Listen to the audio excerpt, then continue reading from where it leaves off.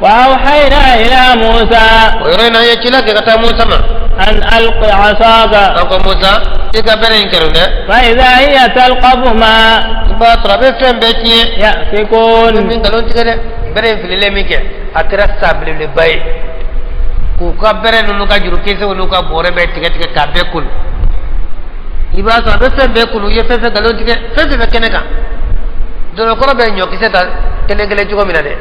ha aya be karika be kulu teno ka kene be fra kaje ni kene bay afale be bere mina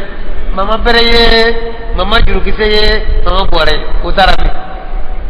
musa ya tamingi akara bere jala nyamu ha akara ka bako bay فوقع الحق على كوتشيك وبطل ما كانوا يعملون فغلبوا هنالك على كوسيكر وما وانقلبوا صاغرين وألقي السحرة ساجدين كلمك أو كوتشيك كلمة تابلا دعوني دلا ولو يادو كابو موسى تايك to olu ye bara min ke galo ti se galo la ni joina se baya bi se ka soro nga teke tan e anta ma yeye uta komando ha olu ya do ko ya la ko ni ndata siede ha ko ti bara ko israta on ye bara min ke ko te bi se ka se ko te la nga ibe sa ka ko na mata nga e anta ma yeye ata komando ha قالوا آمنا برب العالمين رب موسى وهارون موسى ماري أنا هارون ماري أو دالالا أتدري كنيرة أن سونا قال فرعون أكمل فنان بلالا فرعوننا فرعونكو آمنتم به أو دالالا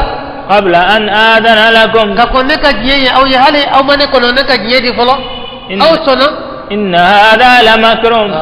يعني فميا نيه دبلي نيه فرده مكرتموه بالمدينة دبلي كه دوبا كونو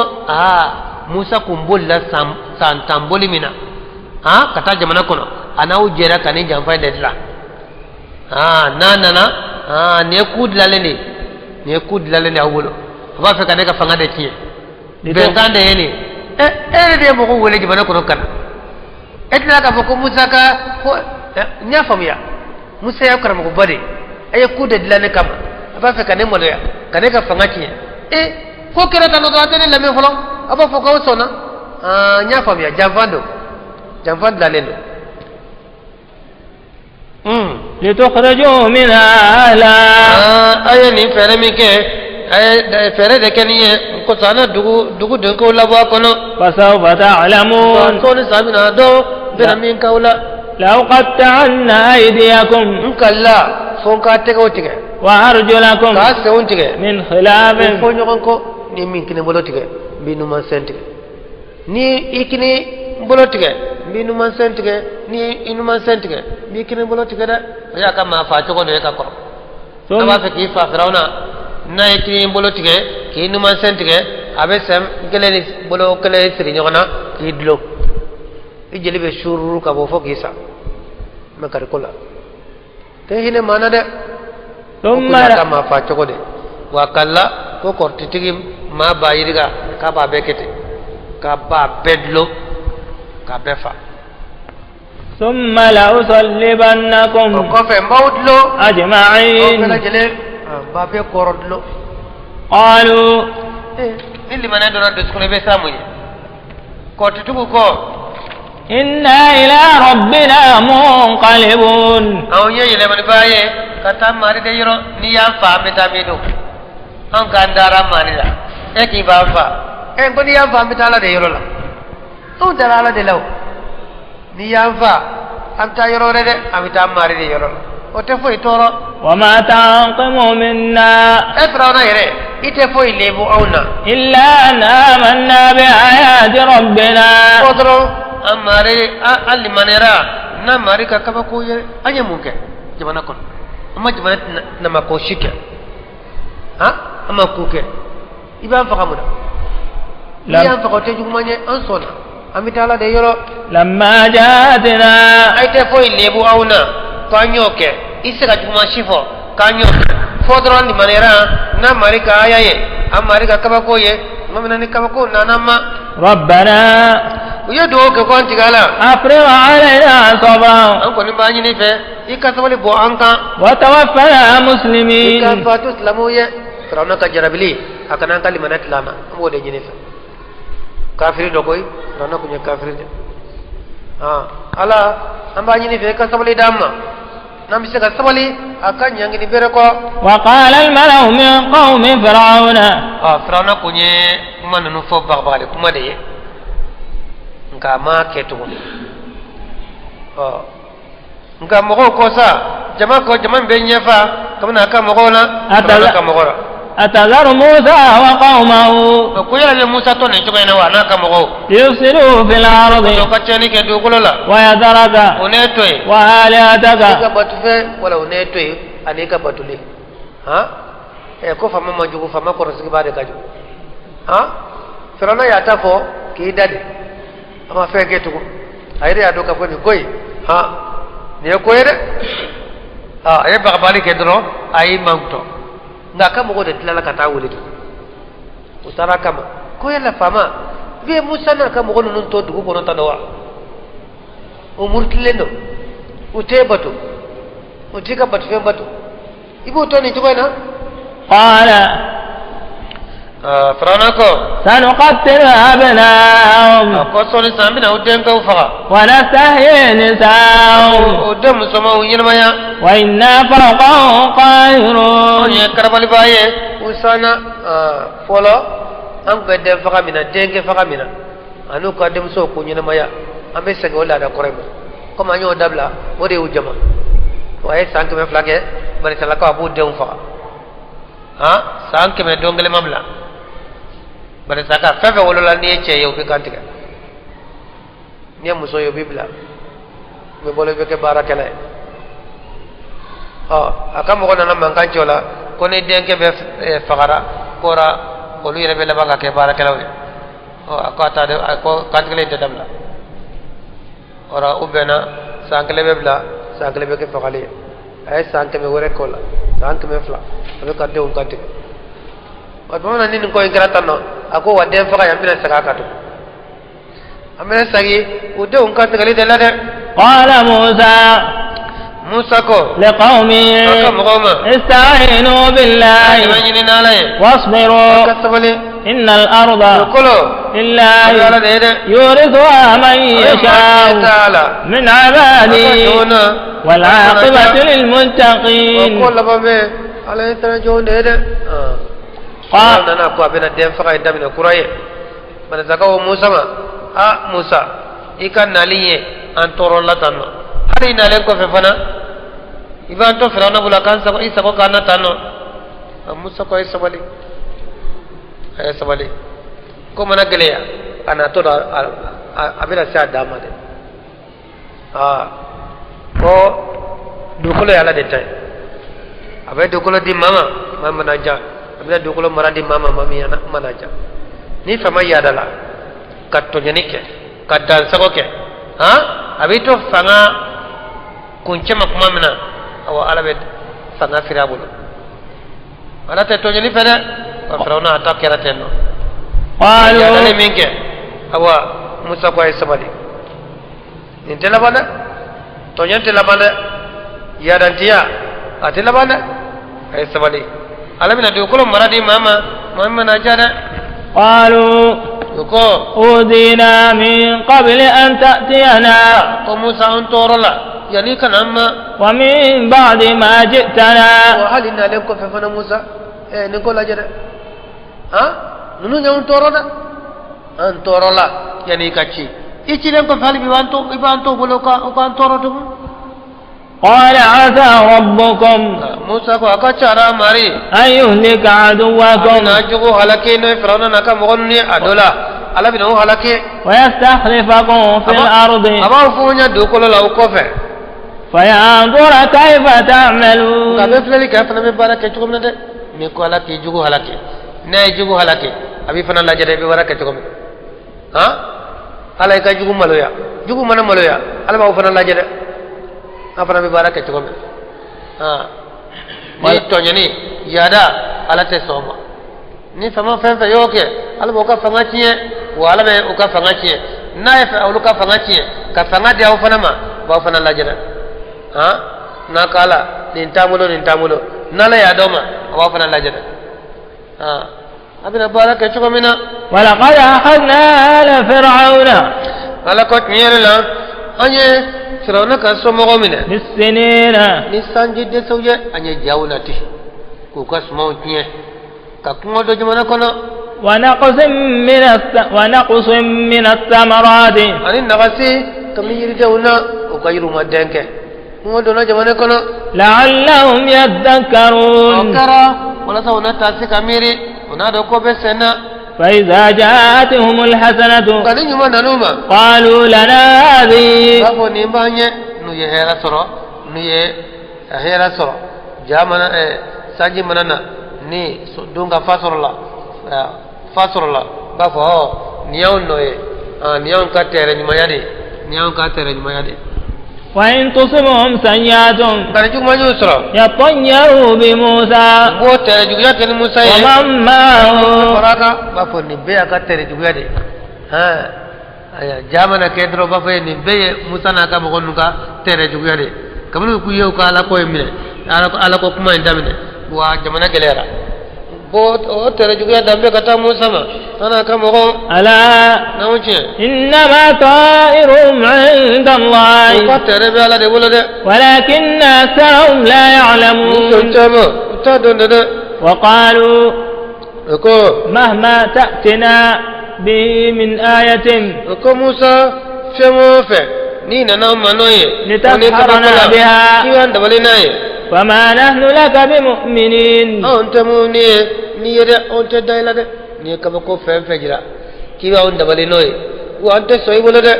فأرسلنا عليهم الطوفان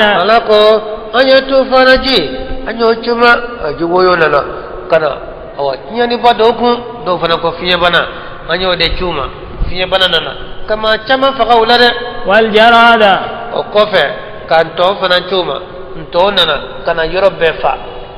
wal qum suma bedu ko ga yiru bedu nto ha ni al kama ko ku ko ta de kama ko nto nana ka yoro befa ko ko falelo dugo na falelo ni da le do sokono na faranto tona halle kibe kuma tombe do ida ko be yele fe kado ka fini wona ikma tola fini bol bri dala ne to ten tombe do ida ko ayeni chuma umaso o fanantara wal qummala nam anye dun fana anyo chuma dun onana do ka jirula ka mugumugu kado ka balula sumauna ka kie والضفادع وفعلا كفى أني نتوري فلان شوما نتوري مسماني وننا كيرو بفا مو بفران توري لا كدو كنا بفران توري هني كي بتام توري كده نيه بوندا إلى دروا كنا فران توري لا هو بيجي لين يومك إسيله نتوري بيجي لينكا بدو كافري كنا هني كي بكما نتوري دني بفان قبل إذا كنا أغليرا وفران كيرا فنا والدم جلفنا كو جربي نوي آيات بيل ما كو جيبيل ما كان جلي آيات مكفى كادتو اجلما ان انا دايل باتا يلمنا كان جلي ni tara kola ni ka palamfa ka barafa ka sigi kuna ajilama ni be so pasa yelmana ka jeli ala ko anyu jarabini ni beye ayatin mufassalatin nuru ye kama ko ye mun faram fatalendo ni do tara dobina ni kama ko minana ni o jugara o mana jugaya o yere ba ko musa ma ko yala ga cirende yede du gono nana yete mo ko de gono jugumena itala dele ni kata ni ala dele ni shene ni ngol dana ambe be fare ga be tobe ni musa ala dele dro ba fa fiye de do na ko hala kene ita itu ntori ko kerate ko boni ko kerate abe afefe kele manana nu ko non fla bata musa dem ede ki ala ka cire ala del nini ko tama zena ambe de ka cire na ambe tuwe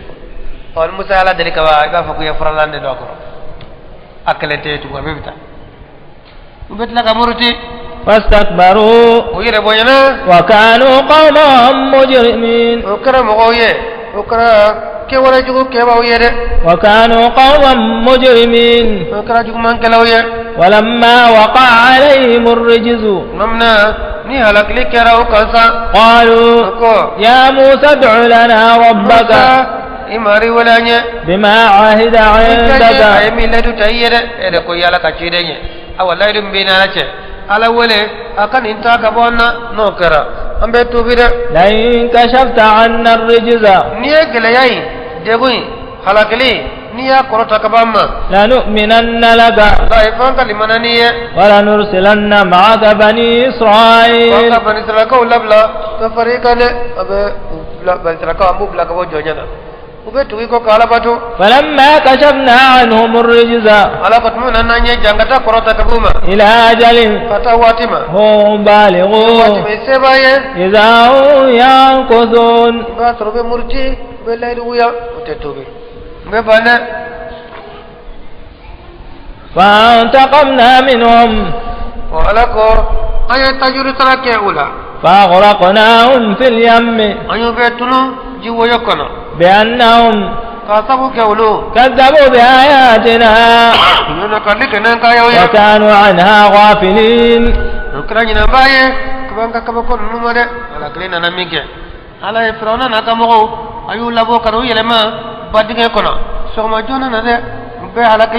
وأورثنا القوم الذين كانوا يستضعفون مشارق الأرض ومغاربها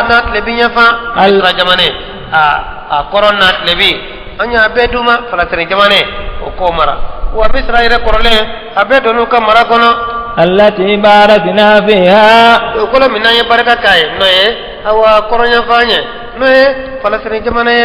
وتمت كلمة ربك الحسنى على بني إسرائيل بما صبروا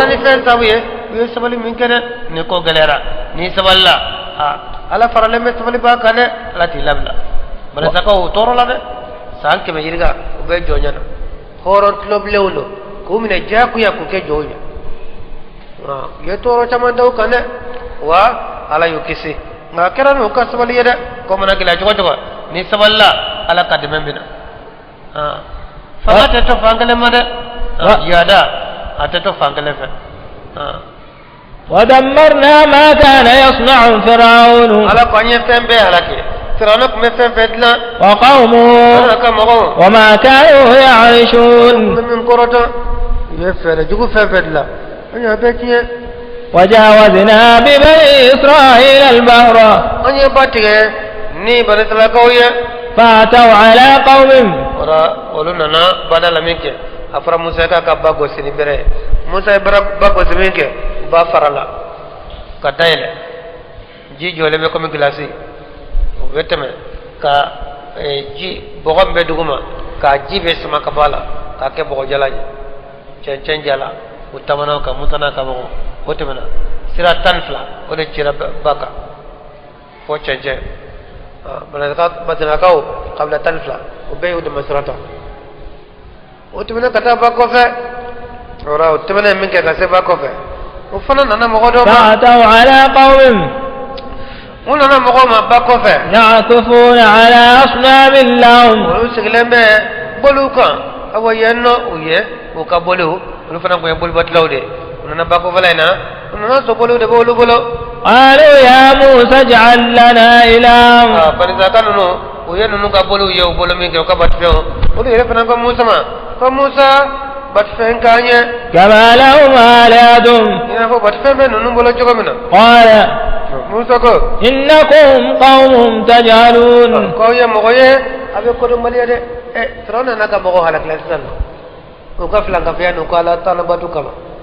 ha aw min be ala kele bato aw tala ko ka bat fe wala dawma aw yoko do male kuma foni yede wa beten koy ma tu bilen ko rakado ala islamiyana ate flanga fiya donde te bidia do ala ci de sallallahu alaihi wasallam abora madina ni kele de wa tanye kana maganda mine ya to maganya kafir dugu e mushriki dugu do ay maganda ndamine mege ay maganda de maganda le ay ma wa plasro kafarat wa tanga wuti mana kata hone ni keleke utata hone ma wa flame kura kura ni do islamiyana oluna natro ntomona sudo besala mushriku munu besala yano bu ka murudlo ntomona soina anu ka minaw kone fefe lo o ntomona soina ko be barka wire be siga asmana ka be barka do yara mushriku lo be jiru de barka nyini ani faraw ani qabru bol de barka nyini nunu faranti le ko be ntomona soina ko ba barka de o sene mi ke ne chida na ka mo temena oluka o temena ko fe mo ko non qur'an mo qur'an non to bira ka do islamena oluko ko chide ma ko ite e le fenda panama na fana manga muru lola ana barka ko ma temena nunu ka jiribu bulo uga so ka fe lola be barka yakuma fo chide mi ke chide ko Allahu akbar chide ka ko yara lamen ni ka bagada ala bojade ko Allahu akbar innaha la sunanun qultum ko ne tablo qur'an na yako kama qalat banu israila li musa ij'alna ilahan kama lahum aliha hakaka ni kumai ani musa barzaka ko musa ba mike bat fenkanye ko mi bat fen benu mbolo to mi kaka kumai no bekle ne ka jiri daw ma ko barkanye ni abe ko ma ko ka bat fen da ma ka bat kafara laka musa ka mo yemi fo musa kaka kuma ino bekele islam ya leba fo jiri barka kata jiri barka ni to ne bo ka ne ka ko de woni barka ni ne be awat le bi jamane na de ha jiri barka ni fara barka ni qabru barka ni mo ma barka ni mo ko jugu barka ni ni barka ni ndo de ni tara famfa bita balugu so abe giya fa ko ka giya bako kana sigi ha ma do ko kale bo barka ni ibe barka to wa e barka to ko feo e bi fa barka to e bi fa barka to e be jone barka to har no kara ma maye o barka o ka fe fa yewa mo shiti bulo du bulo ko ka na bora ala tani cidenta no borala ma citi bulo dugulo kam bi fane babu imata sigolu koro kolu barkanye ne kolu lado foka ba ifani ibala unyine mambieno itita ikache kantita ha kibe barkanye ne na yem barka soro ni ya fefe ha abe bisa barkantanya na te barka soro ye barka to ko fe barkanya ni ha eme mu barka soro la ye mu barka soro la te barka soro la be barkantanya de barka be ko de be mo ko doye samuga sambiswa sambinani utita fasola ufabe ubabe utalo ko nyiniga mateka fejuma ko lol be barka nyinina ala ka akli manda no inna ulai ala ko musa ko akon no mutabbarum ma hum fi ako fembe halakele no no be femina ala tan batu o isra jumande ku be isra usra la be isra halakele wa ba isra jasile وباطل ما كانوا يعملون فبيتني فني ولكم بمن كده كسر بيتني ندى قال موسى كو أغير الله أبغيكم إلها قال لي جودي دوني ني وا بركا ني دي انا بركا ني دي وين انا دوني ني دي ina dori nyini na obi penge e mo wuli kata dori nyini fa won fa yoro sunu fa yoro janga dori nyini ko ni bita dori fe obe nyini kamne ci det la mo ko bina kalana abu bila kata yoro la kata mo ko kala dori nyini o te barka nyini de kana barka nyini de la eti kalange ene na barka nyini imo mo ko yefulowa barka nyina ulu bada ulu je kalange o mana kalanga barka nyine de la ibe karamo kedimi ani adew ana muso ite kalana de ko na barka nyine na qala be muso deunta muso yi be nyosuso be jita be yoro fura ko be barka nyine te wala data de te kalanke don nyine na oni barka nyine no lu tekele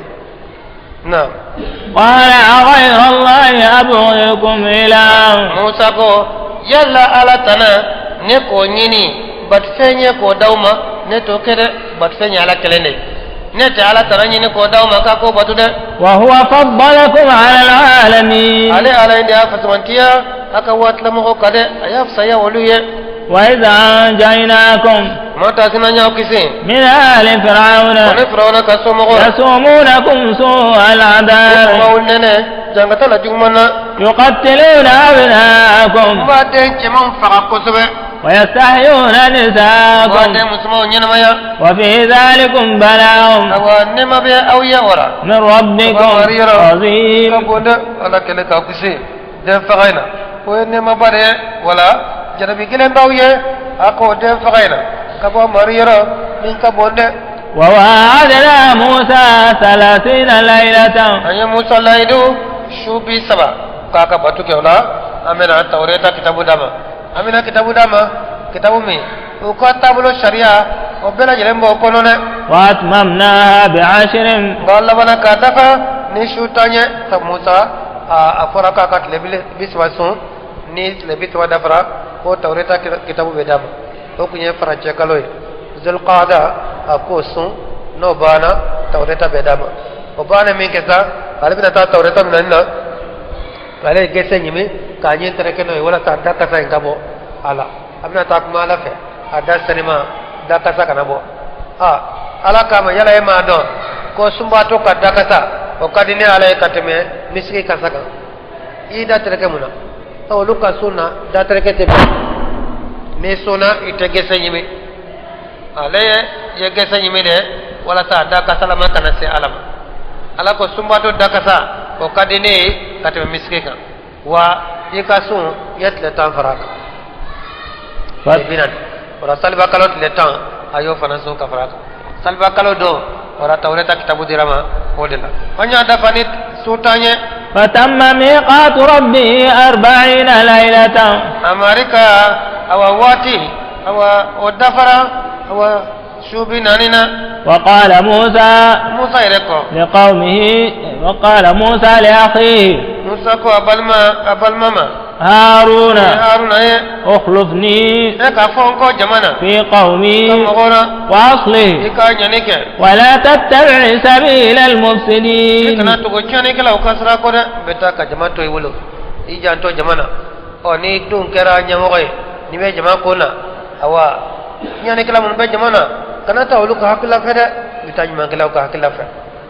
ولما جاء موسى لميقاتنا وكلمه ربه قال رب أرني أنظر إليك موسى أنا لك مناسي أجاما نغمالا يري وراني سينا أياجنا لفه تاكا يري جرالا تاكا على يري قال لا تراني alako musa itena ne yede itena ne يتسكن يده ولكن انظر إلى الجبل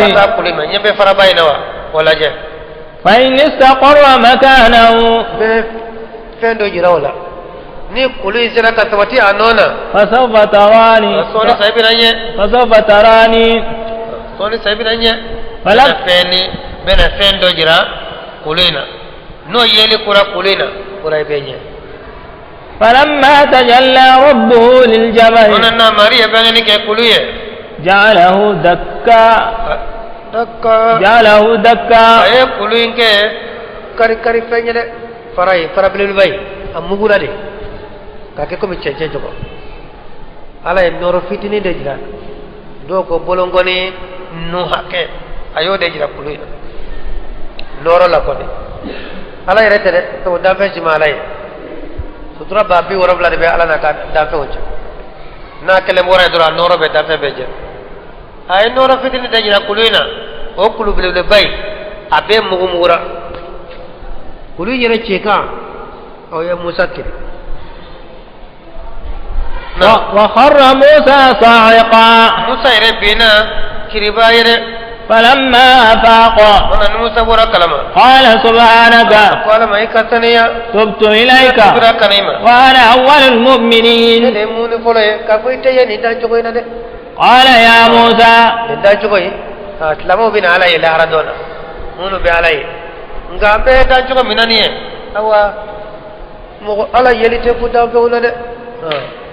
قال يا موسى إني اصطفيتك على الناس برسالاتي وبكلامي فخذ ما آتيتك وكن من الشاكرين وكتبنا له في الألواح من كل شيء موعظة وتفصيلا لكل شيء uma ko be fefela faramfatela an ala yere yow sebe wala kono ne wala worobla ko tawreta ko nyode nga ala yere ka sebe lindo de فخذها بقوة أنكو موسى ما وامنني سميرة إكامنني فنعي إكا كلام كبارك ناي وأمر قومك إكا مغون يمريا يأخذوا بأحسنها إكامنني ك نالا نموني نقالا نما جوكمان تارا ده بارو بينيوني ده كالتي ود نكاي نفنانكاي نفنانبوني بارو ميو بينيوني ده نافورا أولا على نما أكون ده مين براجي كاتشا min baraji kacha ika wa minani keno luye ika bara keno ya saurikum dar al fasiqin sonisa bina fasuka dujira wala de no e frauna ana ka moye onu halakla wa misra jamane bina umara dauma تصرف عن آياتي الذين يتكبرون في الأرض بغير الحق وإن يروا كل آية لا يؤمنوا بها وإن يروا سبيل الرشد لا يتخذوه سبيلا وإن يروا سبيل الغي يتخذوه سبيلا ذلك بأنهم كذبوا بآياتنا وكانوا عنها غافلين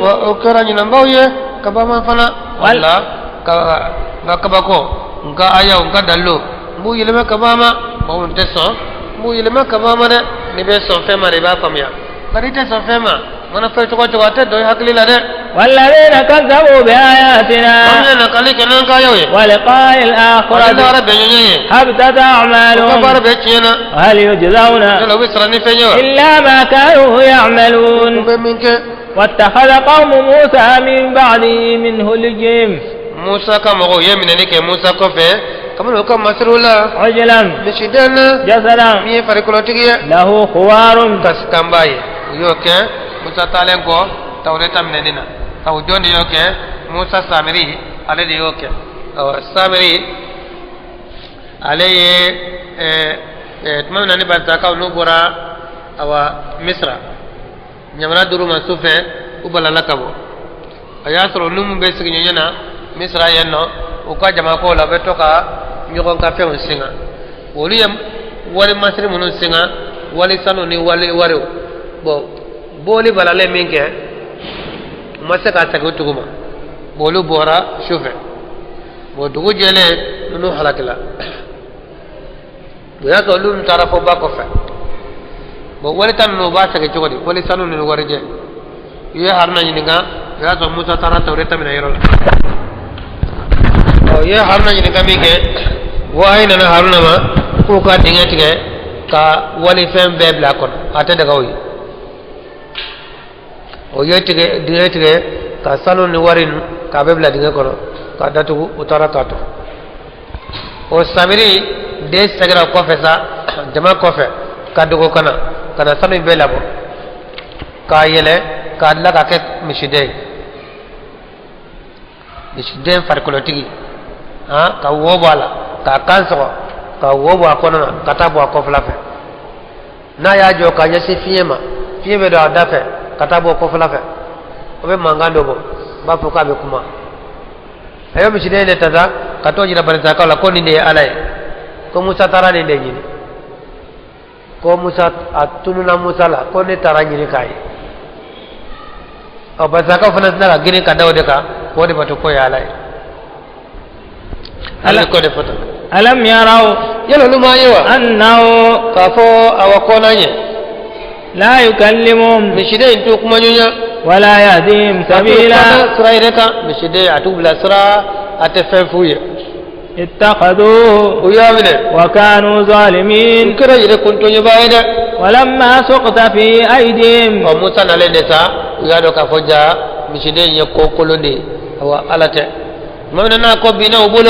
ورأوا أنهم قد ضلوا قالوا لئن لم يرحمنا ربنا ويغفر لنا لنكونن من الخاسرين ولما رجع موسى إلى قومه غضبان أسفا قال بئس ما خلفتموني من بعدي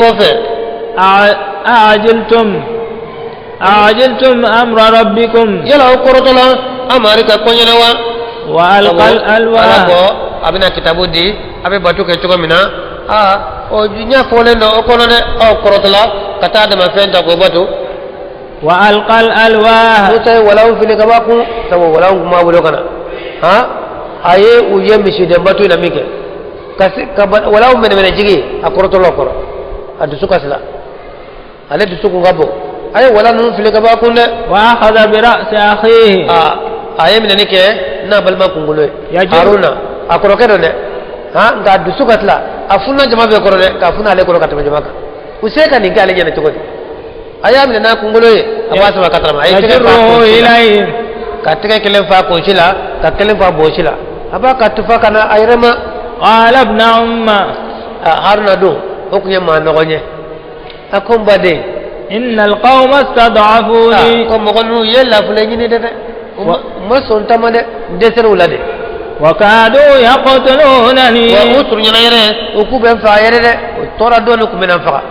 ko ne ko alate فتورك من النفغير فلا تشمت بي الأعداء وإكنا جغو يلي ندى إكنا يلبونا جغو كا يلبونا سم تبو ندى نيو يكلك يعني إكنا نقوالات ينكلولا أتورا دنوك من النفغ أفننا ندغياتهم كنا جغو يلي ندى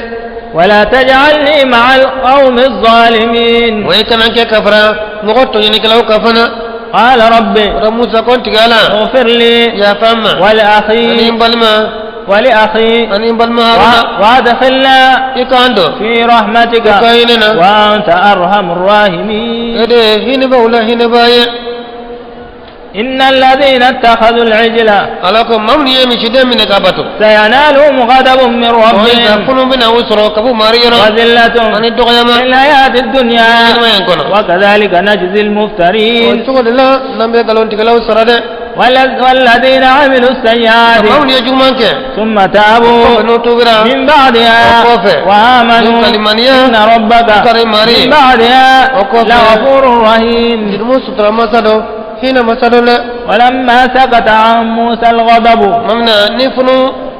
madara kabo Musa ma أخذ الألواح ya mishide mina ka jeni ka shi ka mugubo ka jenze o ko bana o funun tale min keza ay wala no mine وفي نسختها هدى kana debe wala insebenina ورحمة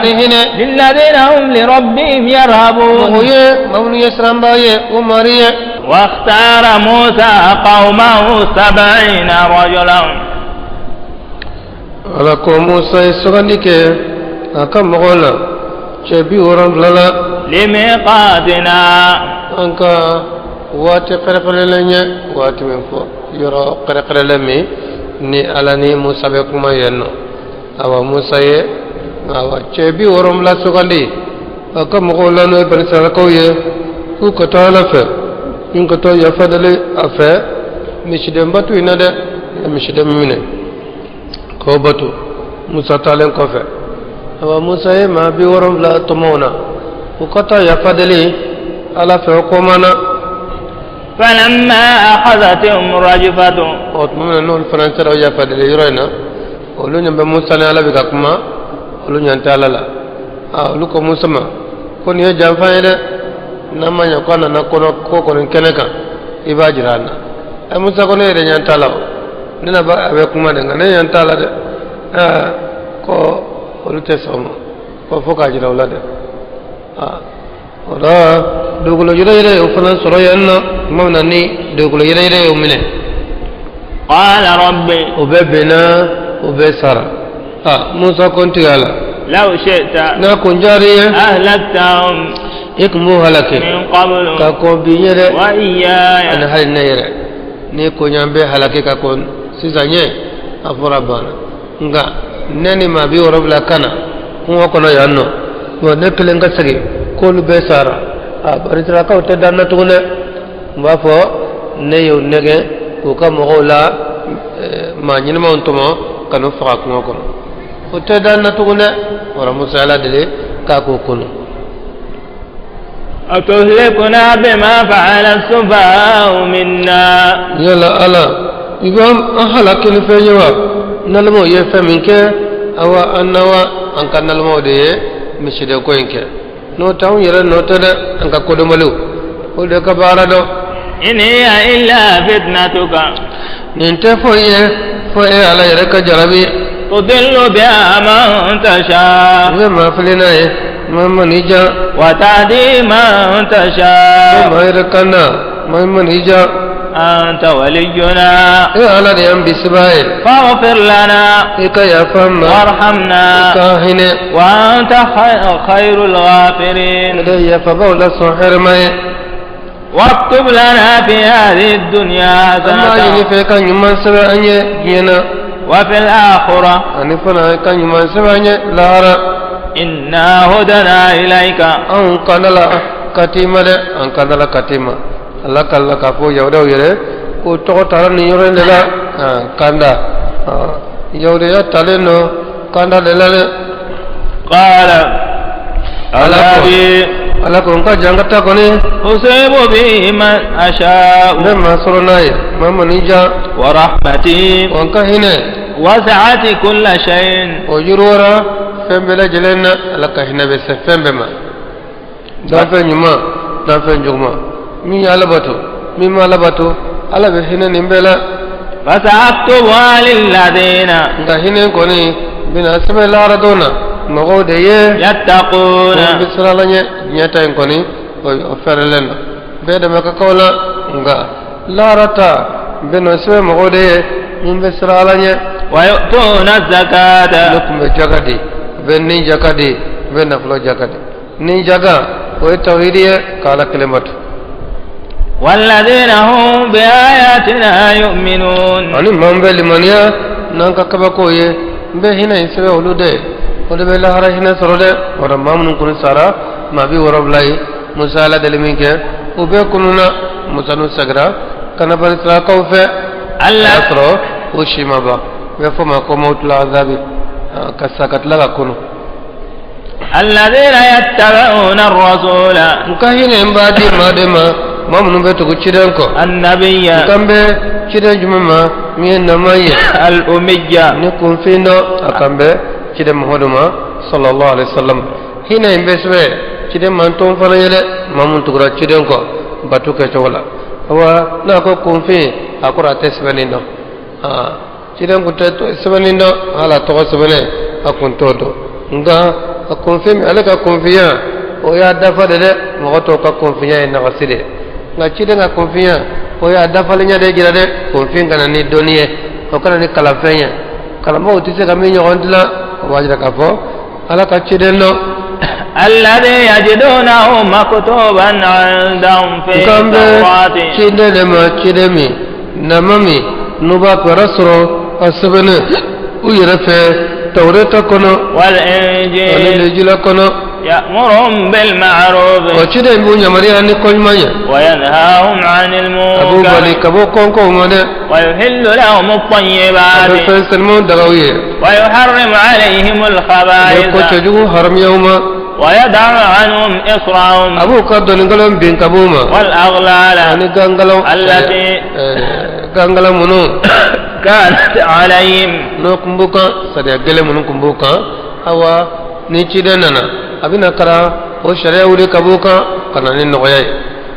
فالذين آمنوا به وعذروا ونصروا واتبعوا النور الذي أنزل معه أولئك هم المفلحون قل يا أيها الناس إني رسول الله إليكم جميعا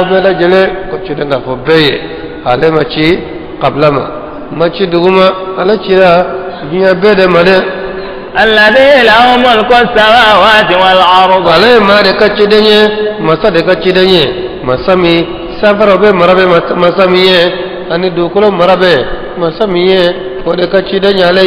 لا إله إلا هو يحيي ويميت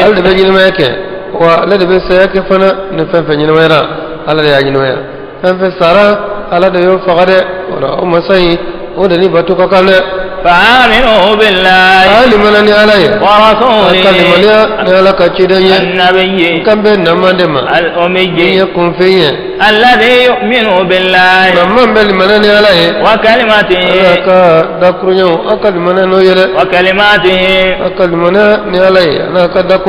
واتبعوا لعلكم تهتدون ومن قوم موسى أمة يهدون بالحق وبه يعدلون وقطعناهم 12 أسباطا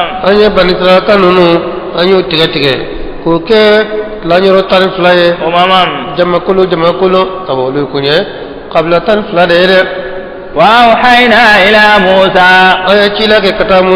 إذ استسقاه قومه أن اضرب بعصاك الحجر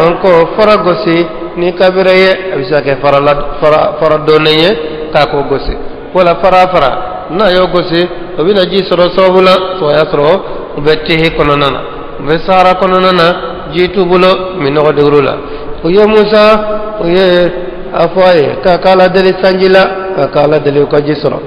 wa ala kaka farago sinna kabre wa bajasat minhu 12 ayna wajiya tanfla wode poira kabo awa faraina wajiya qad alima kullu unasin mashrabahum wa mawaklangleme donike ukam yorola qabla tanfla wa keleng betarasigi idama folondala jiwoyo tan fly jisra tan fly awa keleng berakara adama folonde de وظللنا عليهم الغمام anye awa kabasend lo usana awokum yoromina wa yirite sara konana do lebe dibula anye kabasend lo ka kamuntan ke uka وأنزلنا عليهم المن anye mana jige uka manno ale wololo lamado ina fo dinono okumbe jiguka والسلوى ani salwa kono awa anyo fanan duma salwa kono o ko be kuna je chogo awa chama bina yere duma duni wati wo kono no mine na jeni kadi ajenne ne kadi iba mine ka jeni kadu awa na tobile ne kadi ba tobi fakali taba no wolo ifana ko be ju kam non kono o man fana o te awa wolo damay awa man ye fefe di ba tro fula ora tu se fen chaman te be tu se wala fen chaman ko be duma awa ko mo soro ko ko yoro ina yenno kaso sengentala كلوا من طيبات ما رزقناكم أنقادوني كيف سلمانا أن يأو كرجمينا وما ظلمونا قبل سكننا وما أنتوجنا تقليد ولكن كانوا أنفسهم يظلمون ويركون تونيا ولبنا كفو كل لغبورا ولولا كدوما دمني فسوكله كل لغبورا وإذ قيل لهم اسكنوا هذه القرية وتاسي فولباكم أيسجي من دغينا وكلوا أكدبنك دغينا حيث شئتم يرى لا يوجا وقولوا كافو حطة دوني بفجر مبين وادخلوا الباب أكد دغدا في سجدا يرباي نفرسن دغيه أيتا أكتاسجي ينو كينكا كفاوي نابد دغينا أو نالا دغداوما aka sujudi dugu dondala ninka sotoka donne نغفر لكم خطيئاتكم ما كرم يفهما aka filikola سنزيد المحسنين soni sanyuman kelau amina ndujidi sarachamana فبدل الذين ظلموا منهم قولا ngamoko ye falenke mauni yotonyeni kewra makana غير الذي قيل لهم min foruye yode ilima ma warala ko don to ka ya fadale alabul ko ka sujudi mo kere o sila o jukuno mode ka ko shika dode ko intabe shairila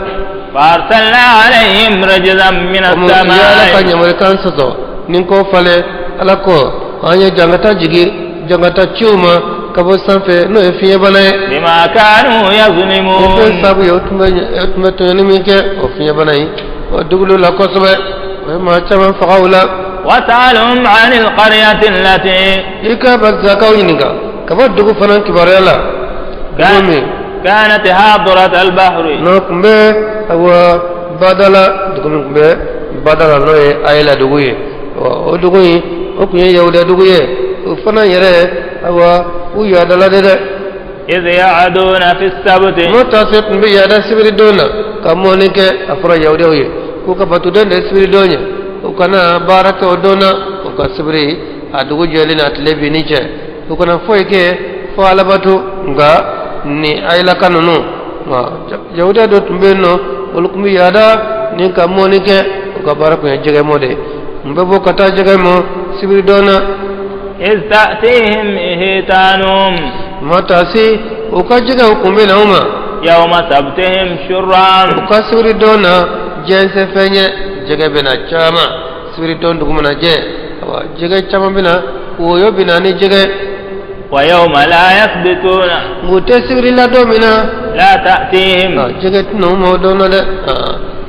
jege na taka to maana kaba yoroina la tatihim kadhalika atnauma o chogola wala atna yere ni sibiri boradalo jege otoye ba fu yegare budetta ngani sibiri nana jego bina fu be to ka pampan ku irefli awa jikono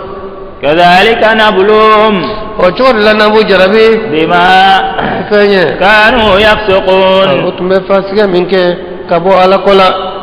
وإذ قالت أمة matasi منهم jama do ko ura u yerela لم تعدون قوما nako munabe mugwajo الله ala مهلكهم mugunu halakibaye أو معذبهم wala ala yu jangata baye عذابا شديدا jangata gelena kabo ayla dugu atlala kake dugu sigro masbay dugu fangale wolbe bo kata monike sibiri dona dugu fangale wolubu waju ko bale akana ke haram yelendo dugu fangale woluta o te wajire ke o betla wajire ke law o be awa o bale abu bale muna ayu to yire ba do iga be kama waju koni mai o yado na so ta don o ba do ayu to alabu halake ora dugut lala lanyaro sabai o be yudama kuru ke o yere la mumbe awa monike olubi yudama kuru kono amun ta ke awanu ube wajili ke olubu dama kuru kono mun ta ke no te wajili ke olu fanambe o dama kuru kono قالوا معذرة إلى ربكم wajili kala nunko ko lojura fodo kata marima ne an fanambu waju awani ko jugo be kinyana ni maladili ke ni balaw bina domina ala bawo be go suni bere kele nyede ko jugo na be kinyana ibi seke de kala iba balide fi kata dese wala amban time ambanta ke lojura fode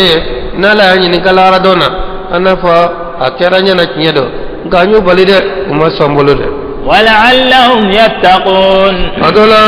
ونسر على ولا دبلا فلما نسوا ما ذكروا به نونا نيفنتوي واجراني مية أنجينا الذين أي مغوكسي ينهون عن السوء ببالك كوجه ماما أن يلوكسي أولوك كور كورونا على يلوكسي فاي ماما سروينا وأخذنا الذين ظلموا أي مغوي من ميتو ينيك بعذاب نجانغتاي بئيس من كدلنا كيتو كهذا مريانا كسنكي يلما كيكي ورب لي كيكي غوني إني كوكلا وجانغتاي من كدلنا بما كتا ngokono ni kata sayeno ni fe sababu ye بما كانوا يفسقون kake ni fe sababu ye utumbe boli minke ala kola de sabu dogo jera doro awa bebi ka kuru daila na dogo jera awa monikela nun ka kuru ma daila wara kande be kuru kono kala ka ko bay ton ni fere keza ka kuru dakar le minke ube wara lamado bena ku kala ika mo gombe etado nga mo gonu yere wara lamay ubu ka mo godo begere ka mo kola ku kala fifa nin ka tebe kata ko kono ube tara sa ko kono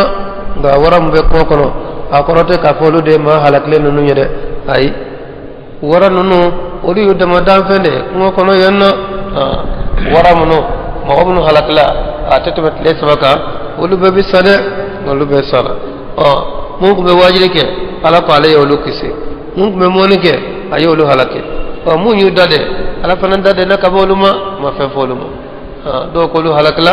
do ko lu halake فلما عتوا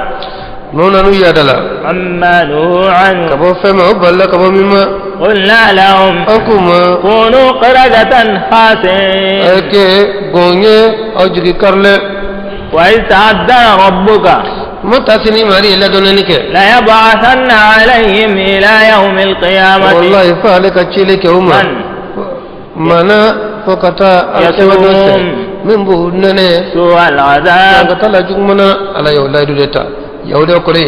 نا ويجمع من كجيا كنا وتنا لا في أجيا توني نتونا فكتا لا هرادونسي على بمقدم لولا مامبو جانغتا سغني واتي بلا جلنا والله أكلسكي وبحرم يوما إن ربك لسريع العقاب كاري ماري أكجانغتا كتلنا وإنه لغفور رحيم وإماري جنو سترا مسدو حين كركل مسدو وقطعناهم في الأرض أمما على كوني يهودا ننتكتك كو فرا فرا دوكلولا كو كي جكلو جما جما منهم الصالحون نيرنا مغني مبولا يهودا نو أبي منجوكدا ماني مبولا ومنهم دون ذلك ماني تلفنا وبولا ودكاچا وبلوناهم أن يجربي بالحسنات والسيئات لعلهم يرجعون الله نسجد وجرب الله كهرة كويه كهرة تنكي ولا سونا توبي كوما توبي ده فخلف من بعدهم خلف ومجمع نتعلم كفه فونيا باجوك دنا فونيا مجمع نكفه ورسول الكتاب وفنا يرى كتاب الدنيا وكلنا يا كتاب الدو يأخذون عرض هذا الأدنى نجيا نماي نجيا سروني كراجعو عمر سندسي وبودي منده ويقولون سيغفر لنا ونسيفا بكانيا وكلنا ngama barakani kalam fenye hukumbe munge hukumbe moriya dekede mori ganaya yawda moru nunu luk mo deke be mo ko kana flo mine galonka ko ala togo ka to nyatala wa ya'tihim 'aradun wani karaje ko nanu matu fana o nyogona na ya'khudhu mine tugune no ko nin kele nin te fen toro e ku vinde wa kala balite wa ayre de masamma wa amma ta abo shalo man te do aju falaw ayre de na dama ku vindo an ka fe lo ngani ka dama doro abana an ka halala do an ka do nin kele te fen toro non tlalat mo non tla ya fa de la bulo yawdew uka moriganon ku beninde ke ku fiuna ala ya la kala ngati kabu kono wala sa lamaw fanan kanu nyogonke lami kalamaw ire fanan labana ubode ke ku fiuna kalamalu la kone anote kalamaw tisira ko la de moriganani tisira ke kalamaw la de tawo niya ngani ka doma na bora bita dayele ka alaje odu nyolut na de basbe koro kurude fado be gari melegala kana da de bitana e garanga yoro abatu fiye kana go sibolo de ni ada le dro mako sara ko findo atado abesira tisonga da no de kalamba ni adoma obi korolmo ala to do wala ni shetane to do obodo ora yawde beninde ke uka confiona nin keleni ala be ni ya fam nu yoke o war mi no ko du ni do re na to ba fa abe ne fana tay nyana bo ala na ya fam wa hal murgana no be murganera baro ka mai de o ba do cho gunya to gude ko ala ya fa bay farnya yoro situla ko ala ya fa bay wala ma fensro folo ado do fu dala koy ko ba do ngoy ma do may koy ini jinaw be ñoko fe ini ala be ñoko fe tere taro ka fote ko may o bado o be mun kan ko na do soro kambe tubi be do soro ko majme ni million soro ba fa ma fe soro ina tabe da milliard de ka wayani ko soro bisa furatal adama de nibi ka soro ke do ina tabe dayele do ba fo kenekan ko amba do amayinde amma do soro folo de ne ya ba fo ko amay do de ba ubul do ba ubul nga amma fa soro folo ne do soro fana ba dabla ba fo ko ala be ya fama ne kelen na min ni do kunci ba fo kala be ya fama ne kelen ألم يؤخذ عليهم ميثاق الكتاب ala ko ni kara jaga wore nanu mami nya nyoy ko bo fana mine jala laydu de mami uluma wa kitabul laydu gele wode ma tawfe wa alla yaqulu ala allah illa alhaq ka ko kana fe fo ka dalala fo nye ninde foru yede kala mbabe ki ka nye de fo mo koy ikana galon dalala shaytan to be bulo jinna to be bulo ibito fo mo koy ko ala to do ito fo mo koy ko qur'ana yere do ko tay ya qur'ana de ala ko ne du yelle du ta kalamba be bulo ikana fe fo ka dalo da fo ci ni galonda hali ci den sallallahu alaihi wasallam tekisi la raduna tekisi kuma te ne galonda ala yere fo ka bara de ni yere wa darasu ma fi ala ko du nyere fen kala min be kitabu kono de o ye kitabu kala o ya korodo min be lahara kola o bado والدار الآخرة خير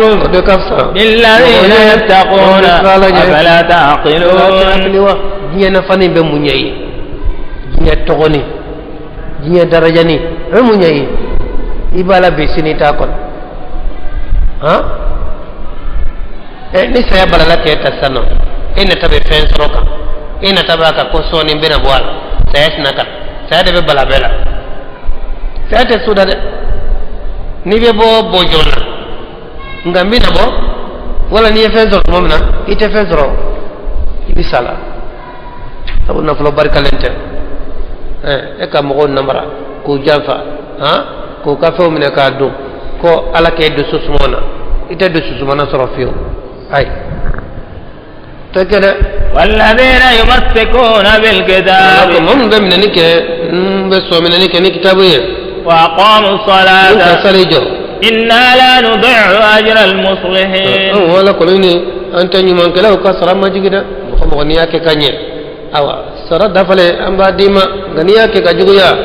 ويبتاجوا ما يندي سرينيا وإذ نتقنا الجبل متى سنيا كل كرتا فوقهم يهودا نونسانا كأنه ذلة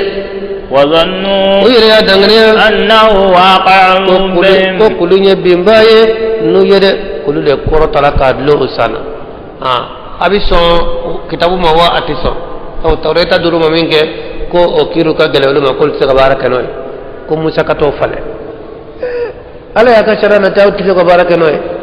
ala tana ka kulu de wuli kulu na bogo na farana ajiri ka bon kana dlo usal abi so wati so kulu ka jiga o kasila ubeda la utenkreka unya kelem bo selebe sambe ba fo kusona bedare disiga mi kala wule kusona o kulu sagala ka ta siga non ala ko anyo kele ka kulu dlo sana ko mi dle choko comme jiri suma chogo خذوا ما آتيناكم أنك يفهم نجمي دوما بقوة واذكروا ما فيه لعلكم تتقون وإذ أخذ ربك من بني آدم من ظهورهم ذريتهم وأشهدهم على أنفسهم ألست بربكم قالوا بلى شهدنا أن تقولوا يوم القيامة إنا كنا عن هذا غافلين وادي نعمان عليه أنفع آدم أيا كوسالوين آدم دين فين كان جينا كابن نيمبو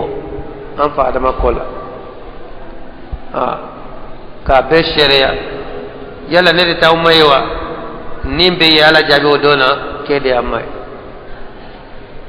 ولا سلوكا سوا نينو سلوكا دو آدم كولا bon nunu ye ñoxo kuno cogo mina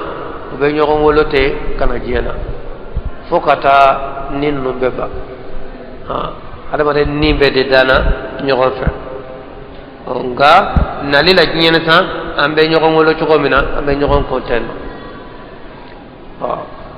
ni fefe danen kumbe kamno dona na be masaya sage alama ka foyede amay wa abebe wolo wallahi do kelenka ni febe wolo kana jena abe wolo islamiya de bebe wolo ka so ala kilembatu wodi ba be ko ciden ko wolo len ko fesa ni mi lamona ka fasro yawriye we so ka dina te yawriye ni mi wolo la ka a fasro nazaraye o ba ka dina ke nazaraye mi ya fasro mushrikiye o fana ba ka dina ke mushrikiye no te mo sina te wolo mo shini dina wurate wolo ala donko bebe wolo nodi ci don kam salabe ko mi bagande be wolo domina bagande ki kamar ke bala wa ara marke be afala marke be bala ani dembe wolo ani marke be wolo ani marke te wolo ngana wolo la soni bagande ki rebina kana kamar ke siga ko dina ko nyodi ni de wolo la nabi kalamo doro awa abi faka dinata wala abi baka dinata afora bana note awa ala be dani ala clémentia ini kamni dani folola na ya fa adama ko salo kan ninu numbo be ay abe sheria ka fala ede amai wa bebe wolo o kan fala nga faw de bu yelema wala baw ko yelema aw taqulu ala ko nyi cide on ci kana wa hakli ci go laydu de la ka fala klene mai ala klene batu mai kelen bi batu cido nana kana hakli ji kola akana na foko anyi nana wallahi dun ko wala kana na tafa fanaire inna ma ashraka abauna min qabl on faudi flanka fiya ke ka konne wa kunna dhurriyatan min ba'di dun kunye bon son de yo ko fe أفتهلكنا بما فعل المبطلون يلا إنا هلكني فنجوا يعني كلا ويمين جاء ولا كيلوننا كنا هاكلي جاء ولا يذكرين لا ولا سكنا فو أبي فاتوقفو ولا أبي باتوقفو وتارا تقولنا أفلك فويره مين بباتو ويالا كلام بدي ولا بباتو تو بكمين نوفه ويشيله كلام بدي صلى الله عليه وسلم أو نيسرا ورثة كفون فادياك ولا مبادياك وبورا لا تده yire hakli soro ibalugera ni balugera kaba fatela je tumu fatela je yire betani ni ga yire la ikadina o ika halala de ba sentora ni etinya famya ni masaka walaya dara don ala be minene wanai mine fana be jeni ka fon fare kunya mushriki wala nan kana mushriki wala fa ku yaude wala kira yaude pujati bolo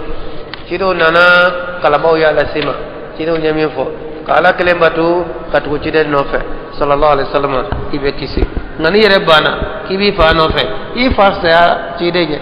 ni kibi ba nofe I baf sa cide nya ni kibi karamo nofe I karamo sa cide nya abi taala soronya wati kisi de abi jedi cido nana kam ko hakli jigi laydu koro lendela kabni adam zara laydu min tara no ya ala kelem batu ye wa cido nana ka hakli jigi ko dela wala sa ma kana na tafo ko ne kuma nindone wa kadhalika nufassilu al-ayati o choko ndela nambe ya franfasiya wa la'allahum yarji'un alla jonna sagi katalama watlu alayhim naba alladhi ikama ka kibara kala iman toma آتيناه آياتنا ينكا كبكو دي مامما فانسلخ منها تعرف فصلا كبكو نولد كدوني داما كفاميا داما غير دي سمانا كبو أو دوني انكونو دي كبان كبارا كناي فاتبعه الشيطان فلن تغرا كوري كلان يليني ني دوني كلان كي يلين سرا رستنو ني يلين سراتا أو أفرا أنيانا nga ni yele israbla awa shaytan fana bini no fere be comme ça no ye kalan israbla o shaytan awa shaytan be na fareka fakana min al-ghawin alakira akira kodum balire akira flimanchi walau shi'na na kunya kanu la rafa'nahu na korota ni akadoni yede akakalai an kuna korota nai doni ba min kundo doni ba jugudo atau punya balam pun baura lekera don kalam bado ai taureta do don bado do kundo nga labana ka murti ka bo Musa ka jamana mutla ka bo lamona nin kata yere fara wa kafir masake ka kalamba ni kalaneno ka tinya famia kata la ki yere sama ka bo tinya kono kata do galona aywa iye ko sorole syaitan fana be ki jenyani himma ko sara wala korode ikatinya serata ngane kalando reflela itla la ke sabiyo katama o refle awa iyo ko sorode ala ko balam ka ko kerata no de na ko jaranye an kuma san korota ni doni yena walakinahu akhlada ila al-ard kale ko nya yere majigi kata duguma ni kalan sarabla ka ba ibina yere majigi kalamba ni baraka ni kalanye abi korota de nga ni kalanke e bana ka baraka ni kalanye awa abi ma jigide ni ki daraja fa fe ni ite daraja soroto ko ka daraja be binde ni sarata ala be korota hali mo nyantila ala be korota hali mo nyantila ala be deme ala nyambila wala ka barala nga ne kalan sarabla ki sago de fo mo oye ki sago de ke ibe korota mi nyinona ite korota sorala de maloya majigi ibo de sorala wa oya jinya lamay ngalara lama o kajugo yede wattaba'a hawahu ale kalambai atura ni ndimo de ko wa mathaluhu ale misali kamathalil kalbi to ulu misali in tahmil alayhi ne talika kan yalhas abenne aba nembo aw tatrukuhu walika toy yalhas aba nembo dhalika mathalul qaumil ladina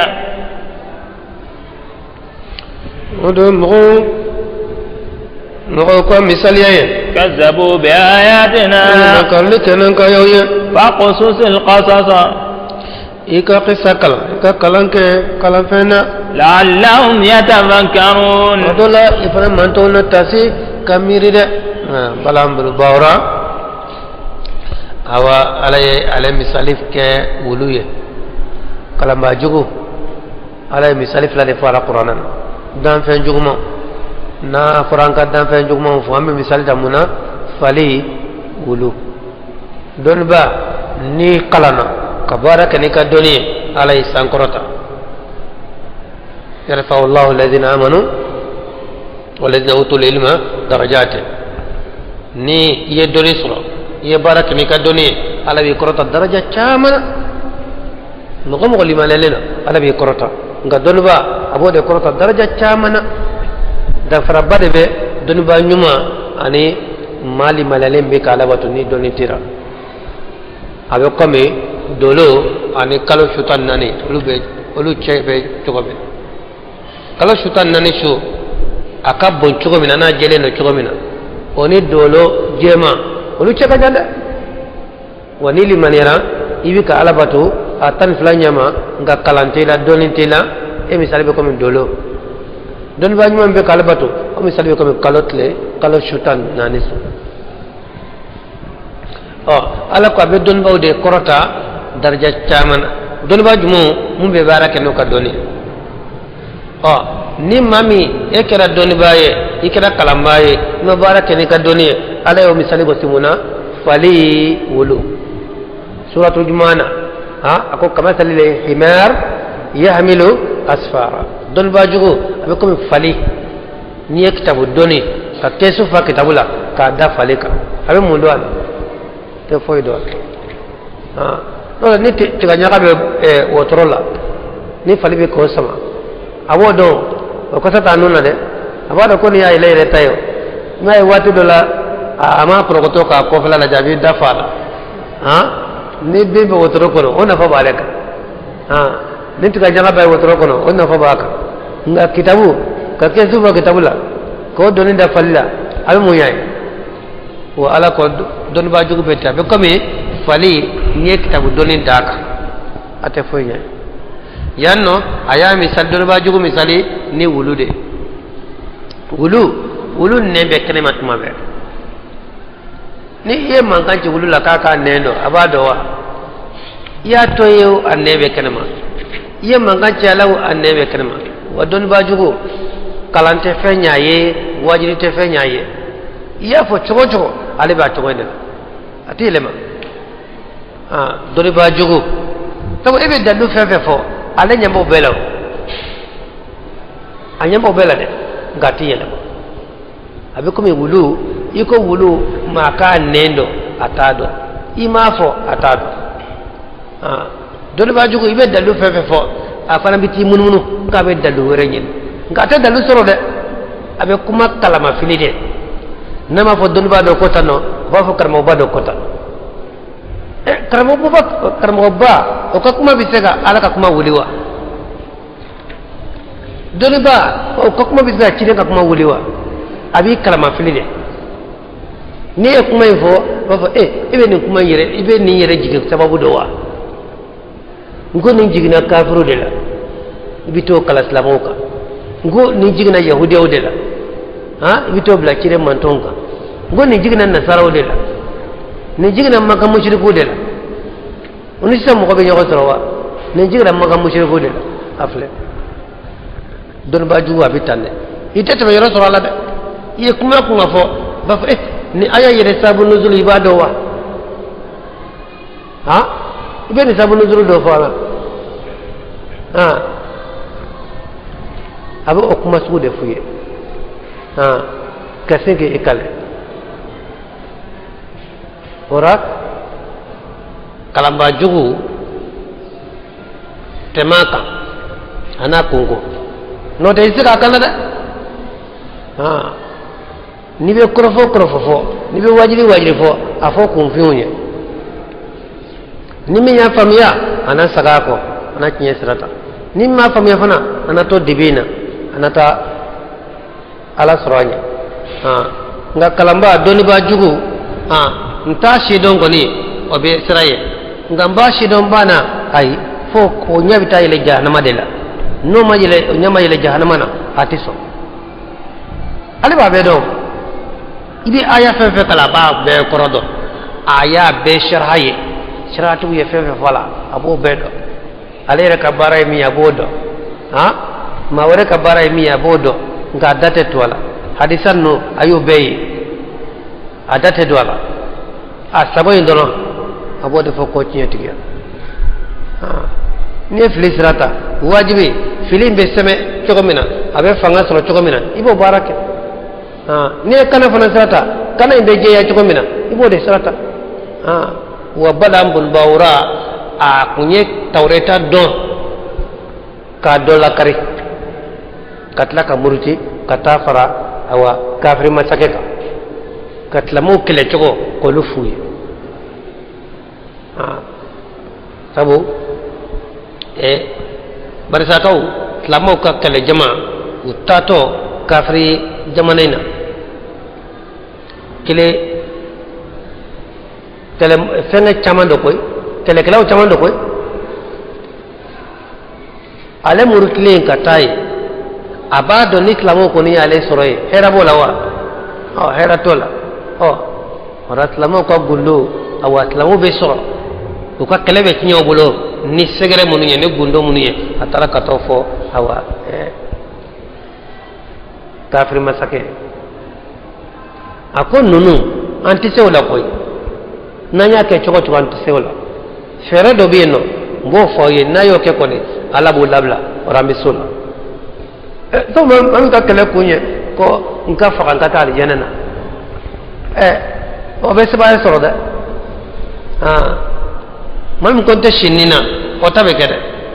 wanunu be kele kede sayate foy nyoma be kele de nu sara ko kata aljanna andu be kele la ko an kana fa an kana jogi am bisa ka jolu nyefe ol ba fe ko sade ko kata aljanna rafere mi be no nambo kenna alabu labla anye nambi se ko solo kele wati ma fenye ni kele ulila ambe kele ke ni kele jigi wati sera kele bejo ni tle gwan sera kele bejo la tramras se kele be wuli ni fitri sera kele bejo bon abe minke wala sanka seola kele mana jo kele gwan fe mo be la fe bola wati mena abe musumanu mpari kama sirikula musumanu ko pari kama sirikula kan nege ma few ko lusigi ko o kato fere o ka kele jama o chama musumanu parle mana ta yala yala o ka kele do chama ni nege la few nya nege la few nege la few nya mu banu ko no nkoyon no awa femno ni mayu yedoro unne be kila kaba kenen no abe olude marba tiganu no abe demisenu musomanu pari ko kuku ukata yala ukakele jama chema ata tigasa ata marba tigasa ate awa banukusa ate kabakene sa vita yala yala uchema ko jirawla to ne kele bana ute mashite se mama ne kele wulade awa bebi yerege o musumanu meta yala yala uchema ni ne la feno nuye ko luto yala yala ina ni kele kele akele kele mana jarabi o musumanu dola ka fere no ye ka jena ke no ye abana la ba ka de men ko takabu ko ko kile jima imbe ala bu labla note ni o de make anti sewla ay musulmanu pare aka ne la fe nsigoku ko ta yara woni islamanu ko kale de woni ko ni kele ko le jena ke wala dono abana ala bu labla bisola wa yo fere jugu min ke o de kara koy ni kala jigna doro ba musmanum pare ko labo betani ne gala fo kata yala o chama ya fa chukum na dun kerate jene kelen kera kaba wa alay ulabla kera chane da ale balam bawra niya ka plan do ye aye kele nya mo bulo islamo bulo ni mi e ka murti o ye katla kata fara jugu ka o ye katla ka jugu ku ukala ha islamo be nya chukumina obe sagi cogo mina katla ko fere tege ala ko doni ba jugo ko ni wa cogo ni ndede ni ma bane ka kalam fena ha kibi sagoke kibi ka taboro de dime e mati selaw no ko ajele no ba foka fi me afine no no ko abe koron fe ba fayi abe tlebi fe doni ba jugu mo ti sala de mo sit se kale yele mo sit se kabla sra fona la hina kelengele mununa no te ire kala nen ko ka tie famia ka ba tiena ibi sagalone la ala te kana sra jila ilaw tawe kra tawe kama chama min fili sino be ko be tanyi ni kala re bisira kana jodi ne kana la adna ke ni sa bambali o lobolo abe ke ni sa bambali de o bolo de ala kankana wala ko don ba jugo misali fali wala wulu sa masalan alqawm alladhina ala ko tiere la mo ko misali jugara mamuno kadzabu bi ayatina na kenan kayo ye wa anfusahum kanu yazlimun yire tumbe o yire tonye de niaye e doni ba kalamba doni ba ala bitay misali go se falila wala wulu wa misali jugara nga mundi asema ire so iki ka jiye na fasoro ika jiye to so ika jiye daraja so o ni bo so awa bana la rata kore o be harame ima de ka fla be so ay esra fla be o tama jogodi ne ki esra fla tama iti ta yoro la da sra kle bo deta ala tata ole ka jiye tata edu ye jiye tata wala ra kunta o be harame ima sade من يهد الله نالا إمام من كان فهو المهتدي كان جوني على كان ومن يضلل لا في ليلة مامي فأولئك هم الخاسرون ودما تاتينو يه ودما بننو يه على كان كسفلما ولقد ذرأنا لجهنم كثيرا من الجن والإنس على كوت نيرلا أني ما تشامنتا جهنم يدا جنة تشاما على مدين تشاما mo chama de dara awa jahannama ye kamni jirana ani hada madanna ni dana jahannama kama wa ibala de ni jana idana awa tasma aljana kama ibita aljana de ala idamin kama o bara de be no gaima ni ay nyuman srab no garima ala idawo de kama ni jugman kere no garima fana idana kama de لهم قلوب لا يفقهون بها ما من دانا جهنم كما دسكم بويه وتفهم يلي كنا يده نيالا كوفو يچو چو تا فاميا ايره بادو كفو نو نيا جهنم دون ده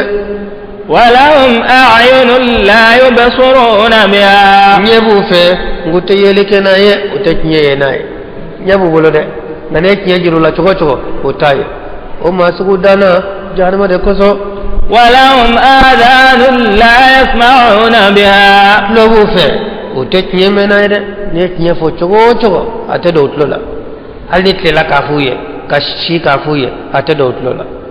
ولا بعد كفو كلو كوري ولو دانا تطو ده كمان أولئك كالأنعام وما سكنوا وبكم من بغاو ده بل قبلا هم أضل قولوا في الليل لو كتم هل بغانا تبغى ما تجدو بغا تجدو له غني في الليل تجي ما دو كباهي تجي ما بغا ولو وبا ولو أبي بوكة أتجي كذا أتيسون كبوكة أتجي كذا وهذا فادو نانا أتيسون كأتجي جن أتجي شيء abita mawore de ci ngati gi ate son ko ci ulu te fiti ngale de bagan do bagan hakli de bala nga awa a hakli abe barakada falif leni be wulu de sabote ko da fe juguma do ibe fali de sabote ko da fe jugu do fali ba tigi do da imam be jidama wala be dunin dama ni do na du da fe dro abe manganda me abe manganda me fa be ko me aka juru tigi ere ba do ka fa mi no ko de ben wala mo de ben ngama imam min ka sata fe इसका तरता का डुबने पे इसका तरता का जीव हर नीति में आकर फते फोए के demisem hal ni demiseno de ni be hine bagana fali be hinana ni ya mi no to do be jidama be dumni ndama na yedro abe manganga nga demisen ko no roju tarifa laja ebe tabaraka nay katli nay ami no to kana asri ite jidam hadi chukul waji na lige ay jide falmo anyami anya jidam aka jito yere be palana masega be be yo gori katika tlon abet le kungona te katle minola te kashi minola te bagan ci fale tama bisa awa minole jide ko dokori ani bere bere buka lese mino ko ji usle ka dubni blokoro ka jiduma o kashi ko do otike wetle barala beshi bolola duguma na jetugo awa be mine kata do awa baraklene bere bu safa ninde dugula misada wa yala ko nunu mu masaka ala ko famia abe fu ye shurut le ku ni bagan bekle ku bagan ye ka soye so bagan ye amarido bagan ba tigido wulu ni ya wala ka go tobela jakuma na ye ka ba wudi fa na ye susaila fa do be ye ka dai senga yare nga ebani mama ko sali kon te sali sun te sun jaga bon tabo kana dulo min bami kana wulu dum bado kana fali dum bado kana le dum bado kaba imama ta soro yere wal bagan kaf saye أولئك هم الغافلون ولدني نمبويه وتكودو نتوني بكودو من يدا نبيك كنيا أبيك بلو إكان كسبوا مده نبي حكلي بيشكوني ولله الأسماء الحسنى على كتوغن مون بيالاي فادعوه بها على ولا نولي على بيولنا تغن مون على ولا وبفوداللا وتسمع كتلوكا hal ni ala togo de murigana haleka ala togo inde ni asabat la ko tiyedo ko ala togo do ala ko ka wele na yede ma ko ka sebeda ka sebe ka ko ayo yala folo kamna nya dal na yo yala wa amba ba ataya fad'uhu du'a yemuye wele date ka foni dai ni mana ni ma do ki ba fo idade la de do ka idala akira nyano akira kofe ba fu idalaga nga ka fendo ngani e durbe fla papega kaka kebe fla di kaka wa fla di kaka wa tandi ede be ma ko nyana bo ni ma ko do kenye e kwa wa fla di be do ke o yenga do sare e wa fla ndio bo ede be akama ko idlawa ni ma ko madla iba ka wafla sagama wa bara sara adlele be bara keli dila ni bara nyana sara be dima ni bara manya sara tedi bo dudun ke ba teye iba ala de wole kala kake eti alai abe kewa atekewa etodo iba ala de wole do sara te bele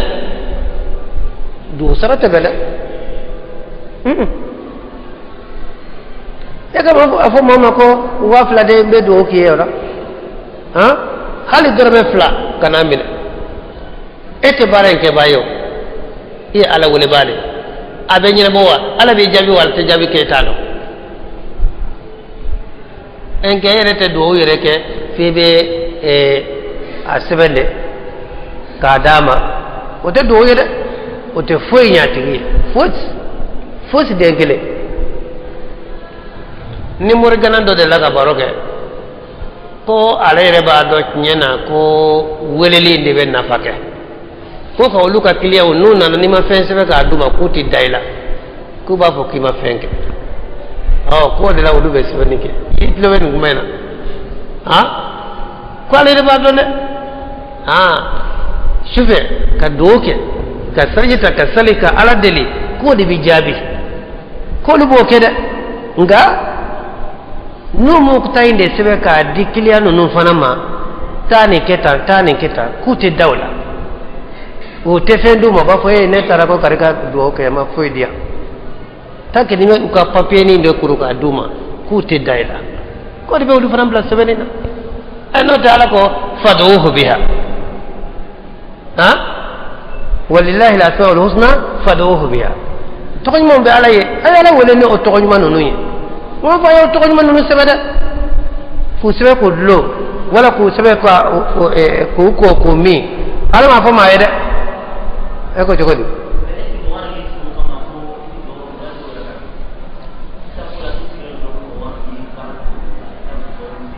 ay sisa e ka do be jabi wala te jabi mo bodo na ibe sira alanye ha ibe sira alanye mo ko nyambi ila ala ko la dongodo misriti sali ko fe jumati sali ko fe ha ebe ala ko barala mo ko bi jata ala mo koy ba fa do kenyake ite siga kama de ite siga kama ite do mina kama ite femina kama ha mo ko na ni bonya ni fenya ka fe ndima ibo min nga do de kenye kana mina de ka mate ko do sara do yede ba ko ji gwa tante kum e ba fa do ke ye ma fendi ko la o be jabi chogodi be fende di be fende di nya kuma tada ate be ye do sara mina ni tebe ata di ma bana kana ani do lo nyoma ni mine ka do kenya na majabi aba ko ndunya war dama de dunya kebe fla dama de ne dunya kebe fla dama de nga ma fanya de dunya kebe fla dama tabu odi be ma chama kungulula ko do go asante jabi ko ji go asante kum ora bi na fende de do be ke do be ke ala re ko do ka ke bashi tola nga do be foni dade ate seben kadi ate sebe kako o e ma nyola wonde o lu ko ntara o tara fe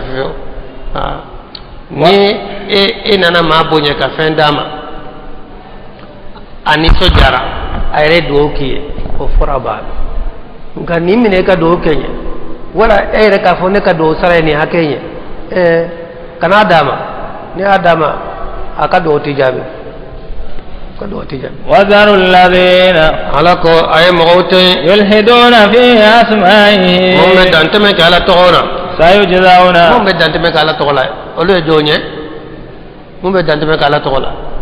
كدفر على تغوكا على رما تغو فاير لا وفو فيتمن على تغو على تغو تدا تغو تمن مرغنا نمبولو على تغو على تغو تدا ito togo nu ye qur'ana na itu ye hadisa la jina togo shaytan togo o de bugulu bul de sebe ka di mo ma kala togo adaile mani o kamori sebe nu ne ku daile ni ya daile ibe kabako be masaya sagala ma nunu ye mako sada ye mako sada amin be da ala togoma amin be da qur'ana ma ala te fo isbe qur'ana ko ate fo isbe ala togo ko amin be da oma o mancha o be mori gana na kelengelendi o du mancha wa fefe na ya damine de ko qur'ana dama do de abela banka do re kala ko ala to ko dama do de abela banka do re dal ora ala ko mom be danteme ka ala to la ka danteme ka ala to la ka do fara ala to ka ka ala to ta o de kacha be to woro de fara koyinka ka barake no de ko de la ku ka barabe ni shetane to ka barake ni ma shetane to do ala a chamani shetane de barake ni ma ora be to woro de fara ka ko ala to ka ala to ta ala ko mom be danteme ke ala to la ulaje ko toy inu tesra kelena de atadina kelena de ay o toy sayujzauna soni sawbina sara ma kanu ya'malun ana otumbe min bara obina sara nay adabla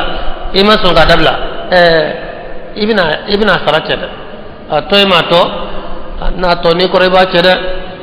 وممن خلقنا أمة يهدون بالحق ولكو جمابي جمع منوندا ودو وبكانك نسني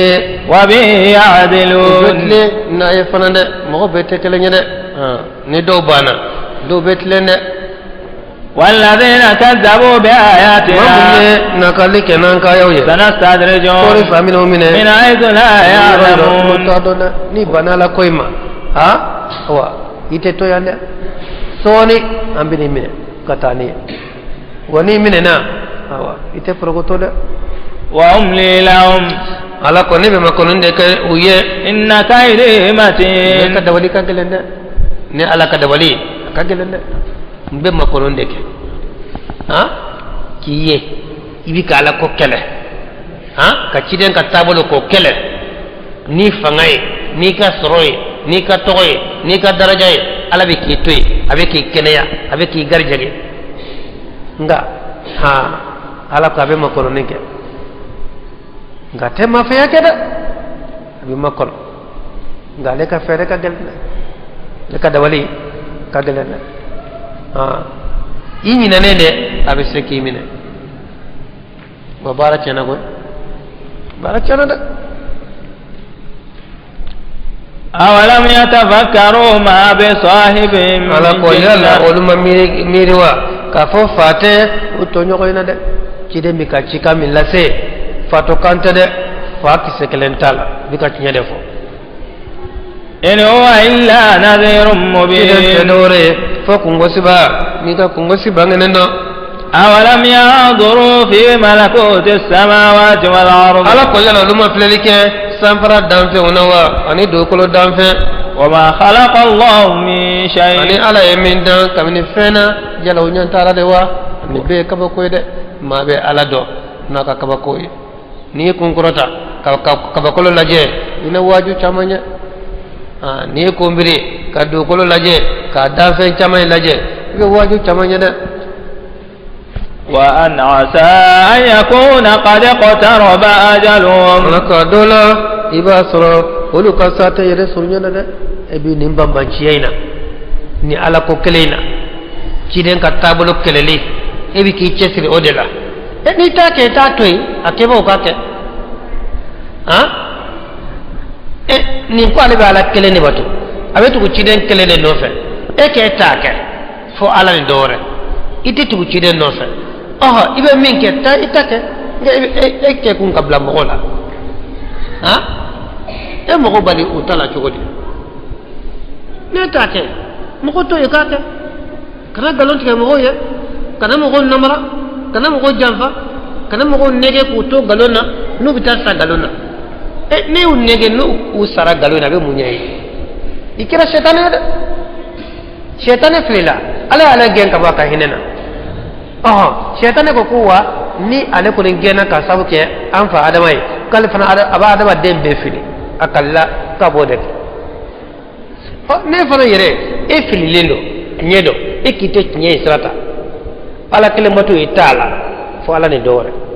ciden ka sunna etala fo ma wore kasra ba shite ni majuya o kololo be da ikelema nka ejoku mogoye ba mogoye kana mogo nabara kana mogo jamfa kana mogo nege nu fana bita sa kado tasma na comme e nyogona ni kelen sara katika tasma dingena o e kelen kungoy ngane mo ko trompe ko janfa ka galon fuye abebende fo sitara abebende fo sitara bebende fo dibala abebe ele ba fa bebe wala de ba fa bebe ele ba fa bebe wa chi de ba fa bebe ni min bebe ebe fo de ko ala ko tanno abebe adalu flani chi de ko tanno abebe adalu flani abebe da ba te ka fo abebe ne ni filila ni kara sabu jume ka mo fili awa ye ko ngo soro de ye ko ndo do ni koro ikanti sakoro ikambe kari koy dara do ne ikambe kari koy si sakoro sakoro fa bi ayyi hadithin ba'dahu yu'minun ala ko yalla o jombe limani ni baro jumanya ni qur'ana ko fesa ala ko tanno ni mas man masara kana noye ebina kana ni muwere kare ko de bini kana kare ye kota o de be kana wa ai ni be kana ko ni nyina ala tay ni ma soma baro shite kuma shite no bi sake kana to ne ala tay ta man yudlilillahu no la ko ni mami fele wala hadi ala to tigi ala kan kana wa yadharum ala buto e fi tughyanihim ya'mahun betagal sagi ko ka fele man jay kono nana yas'alunaka 'anis sa'ati ala ko chidema obeni nika ko wal qiyama watima ayyana mursaha ko yala sawati kuma jumanye wallahi rakoy avec kuma jume qul innama 'ilmuha 'inda rabbi mone ka fo lara ko ndoni abe mari de yorode ala de bado lara be jowati minna la yujalliha liwaqtiha ma shita bange awatiye illa hu fale ala yerede alqiyama ka fo ni watino mo shita do mba ya ala yerede ثقلت في السماوات والأرض لا رواتكو أبونا كبكولولا أني دوكولولا أدومباتي ملكتا دو چيدنتا دو نمانتا دو ماتي موكوان سما موكو ني فنفو لا رداتي كولا يغالون دي كده لا تأتيكم إلا بغتة أكونت نوما فوچون كانا ليلا أبي بلانكا جودا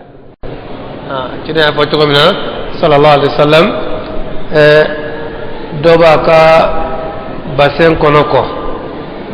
jibe do basomina ni baga mbe mena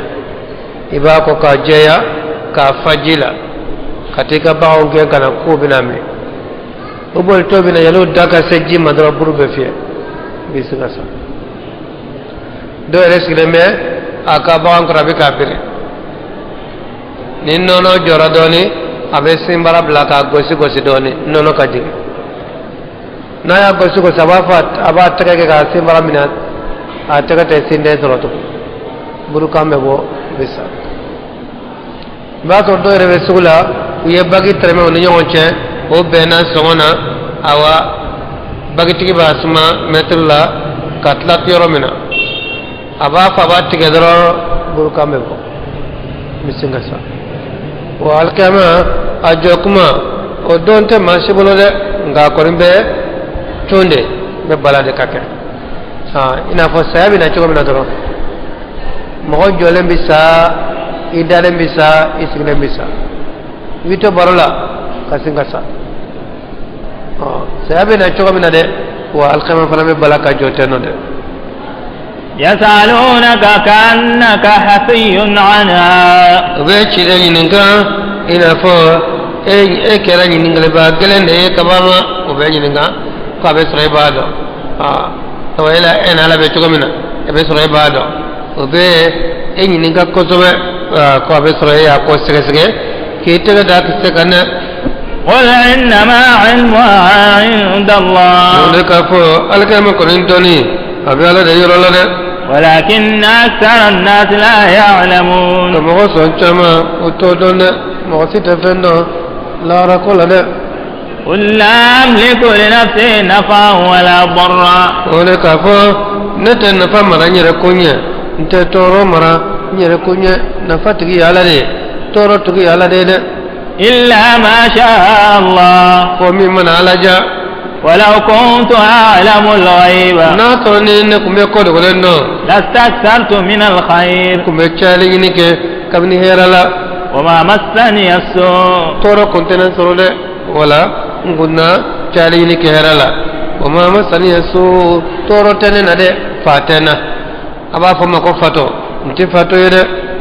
إن أنا إلا نذير وبشير nete mashiye fo kungo siba ani sababa لقوم يؤمنون oye mumbe limaniya cede sallallahu alaihi wasallam kale te ko do lendo kona le ko do lendo kak be hera chaman sama kana irem wa torose ko dina lesro fanta ko ta soro gele ko ta soro ngale te ko do lendo de filale gela ko to gori ko lu bado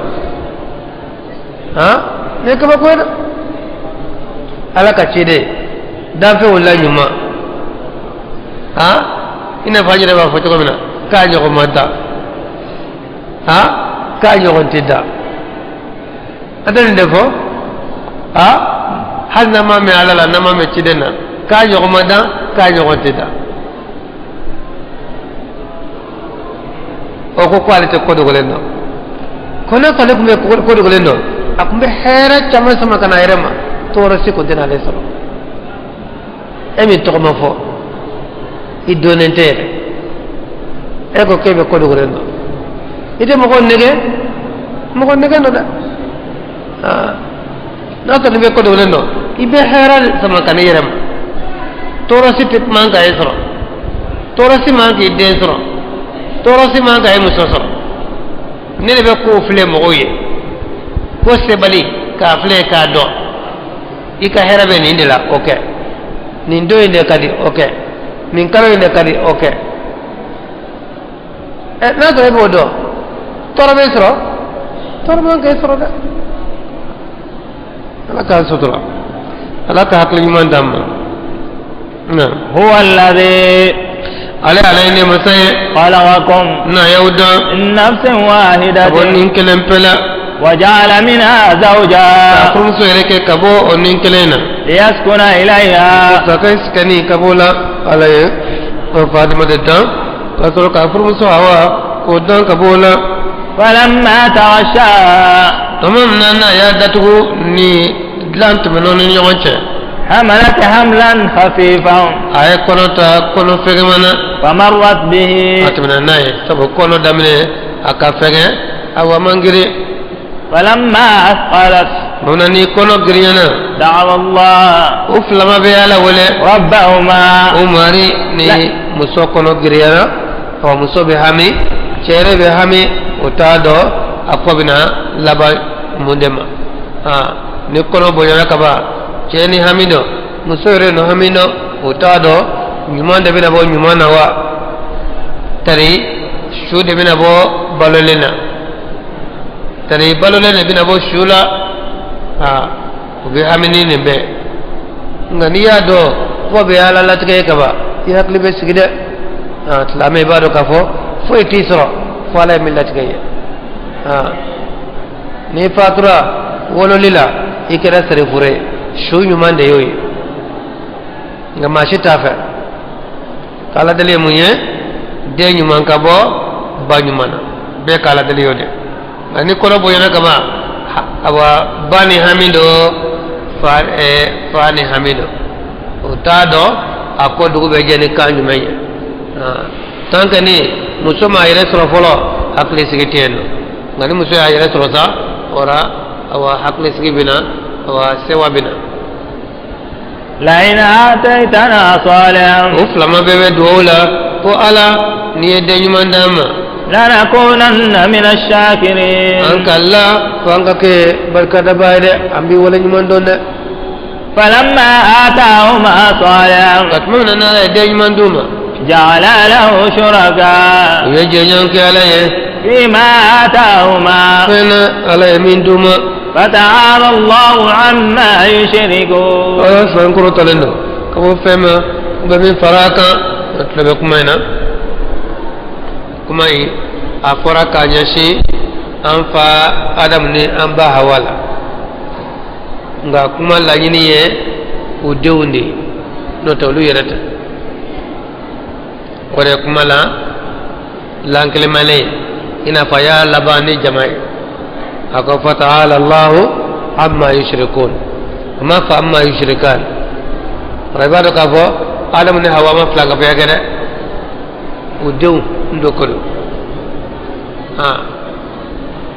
ka fo adam ni hawa uye ala dele de nyumana de solon ko fe uyire flanga fa yake ay iblisa de kara sabe ko lu bal jana ko wol bina to iblisa ko ya no to wa o te flanga fa yake ya to da walla la ayala banani mi alla banani jamale ina faayire ba don ni de ye ko jugu ke faabe jaragi ni de ka ko jugu ikademi so mana ta kata ko jugu ke ye mami makosa nana na jalagi lila ani ko demi so no abato ma wa demi so do chogodi am yere dutigi demi so bi saka ni kenu yere chogodi hanne demi so no do ebi jalagi o wora jalagi nyeshina fa adamana hawama no to lu yere ma flanga fa kede o dewnde flanga fa kede dewnde be ala deli awa denyuma sorolila ngani denyuma solat mamna be so ka flanga fa kede hal bo to gele nete ni de solat mamna de bita sewe nyine mori sebe ina dosri asena ina dosri akankoro ano te tato baye ngono muna mata dosri ala wasube mo kayo wasube osete maeda ala ko ni de solat de flaga fe so ka damita no te ulu yere kumbe hamindela folo kone wa moru kumbe kono seben fanandla so koroma be seben la ka dima ko kono sebe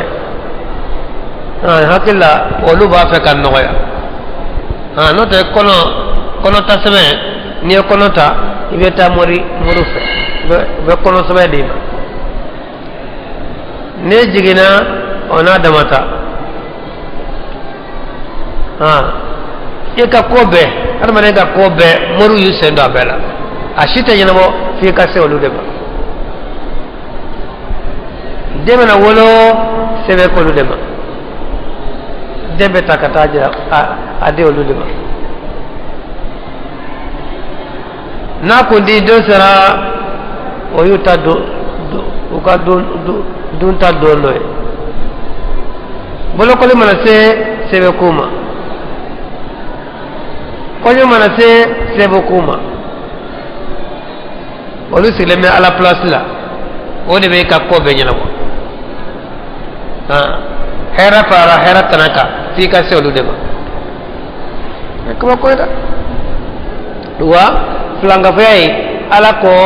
adama dewu o de ba ke wala na ya ke jama'i kala sankoro talendo ko bo fema bu faraka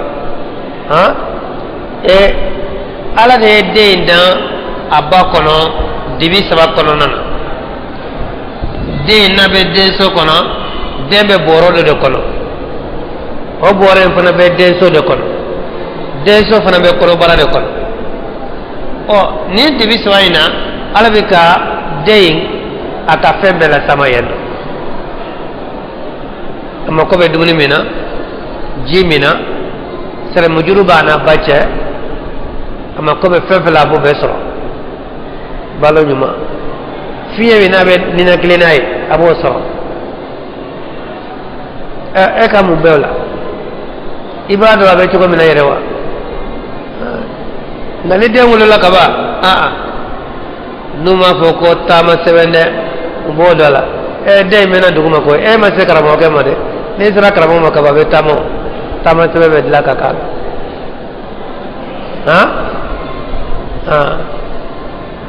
wa ala kasani kabo nu fen sugu nu made nu ko ni nu joro shita nu na mun te se moruma olu te tama de utaw te kuma be tama be kuma da ko be nga dunta sura la don nga jiya ka ja na ni ja ko ni jara la ra te jare na ayushrikuna ma ala ko yala olu be fende fara alaka la yakhluqu shay'an min te foy dan wa hum yukhluqun ire dan fende de mi ka min fara alaka de mi ka min wele ka fara alaka aye dan fende ati ka foy dila fo fara ko alaka wala yastati'una lahum nasran wa ala ko tise de me yere la uye utise ko de mere wala ka min ke ala de me de ha yi ka min wele ka fara alaka de utise ko de me yere wala anfusahum yansurun utalu yere de me sikalu yere de me mata kama wala de me wa in tad'um wa ni wele ila al-huda kanama la yattabi'ukum ko de nye ko ni ala tele mbato ni ya fo mushriki ati sonde fo ala ni dore ni ala ko fari forina e ko ala ni karew ngala tele ay utetu ko la de sawa'un alaykum adama ka kan awma ad'awtum ayu wolo ama antum samitun wala ay dade mbawye ala tananu kayu wolo akaka aya dade o akaka uba jabiwa ha ala tana welele nafaj membala ala ka welele na wele baliya ka be kele to watna ijabi innal ladina tad'una min dunillahi ala ko mamunu nabu wele ni ala tananu munu nabu wele ha mo munu ha nabu wele ni ala te na talona abu wele ha ibadun amsalukum ala ko jondo kuma aw nyogona hada ma dawdo ha jondo mawtada